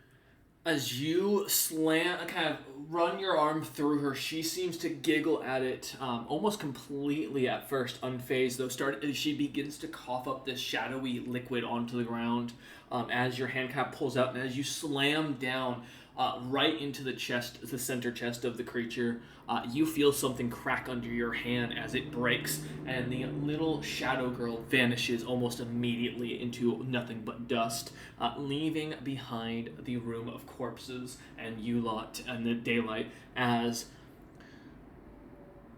the other party of Captain Azurus, Wara, and Crump enter into the building and see something horrendous. The appearance of what looks to be a bunch of Bodocks shoved onto crosses and put in different portions of the room, almost in a circular pattern, with what looks to be bloody runes written all over the ground and something floating in the center that is too dark to currently see. And that is where we're going to end today, as May finishes the little girl off and first at the end, and takes a moment to, I imagine, kind of say a bit of a peaceful word to her spirit, as I imagine May kind of feels a similar kinship in this situation a little bit. Yeah. Right? Return the Yeah. slime. As Return you the say this, as we go cut to black, as the scene goes dark, with the 2 up above still outside of the Shadow Realm and the 3 down below within the Shadow Realm. We hope you enjoyed today. We hope you'll join us for the next time, and we thank you all for watching as the party gets into the true Bloodstorm that they're prepared for. See you all next time.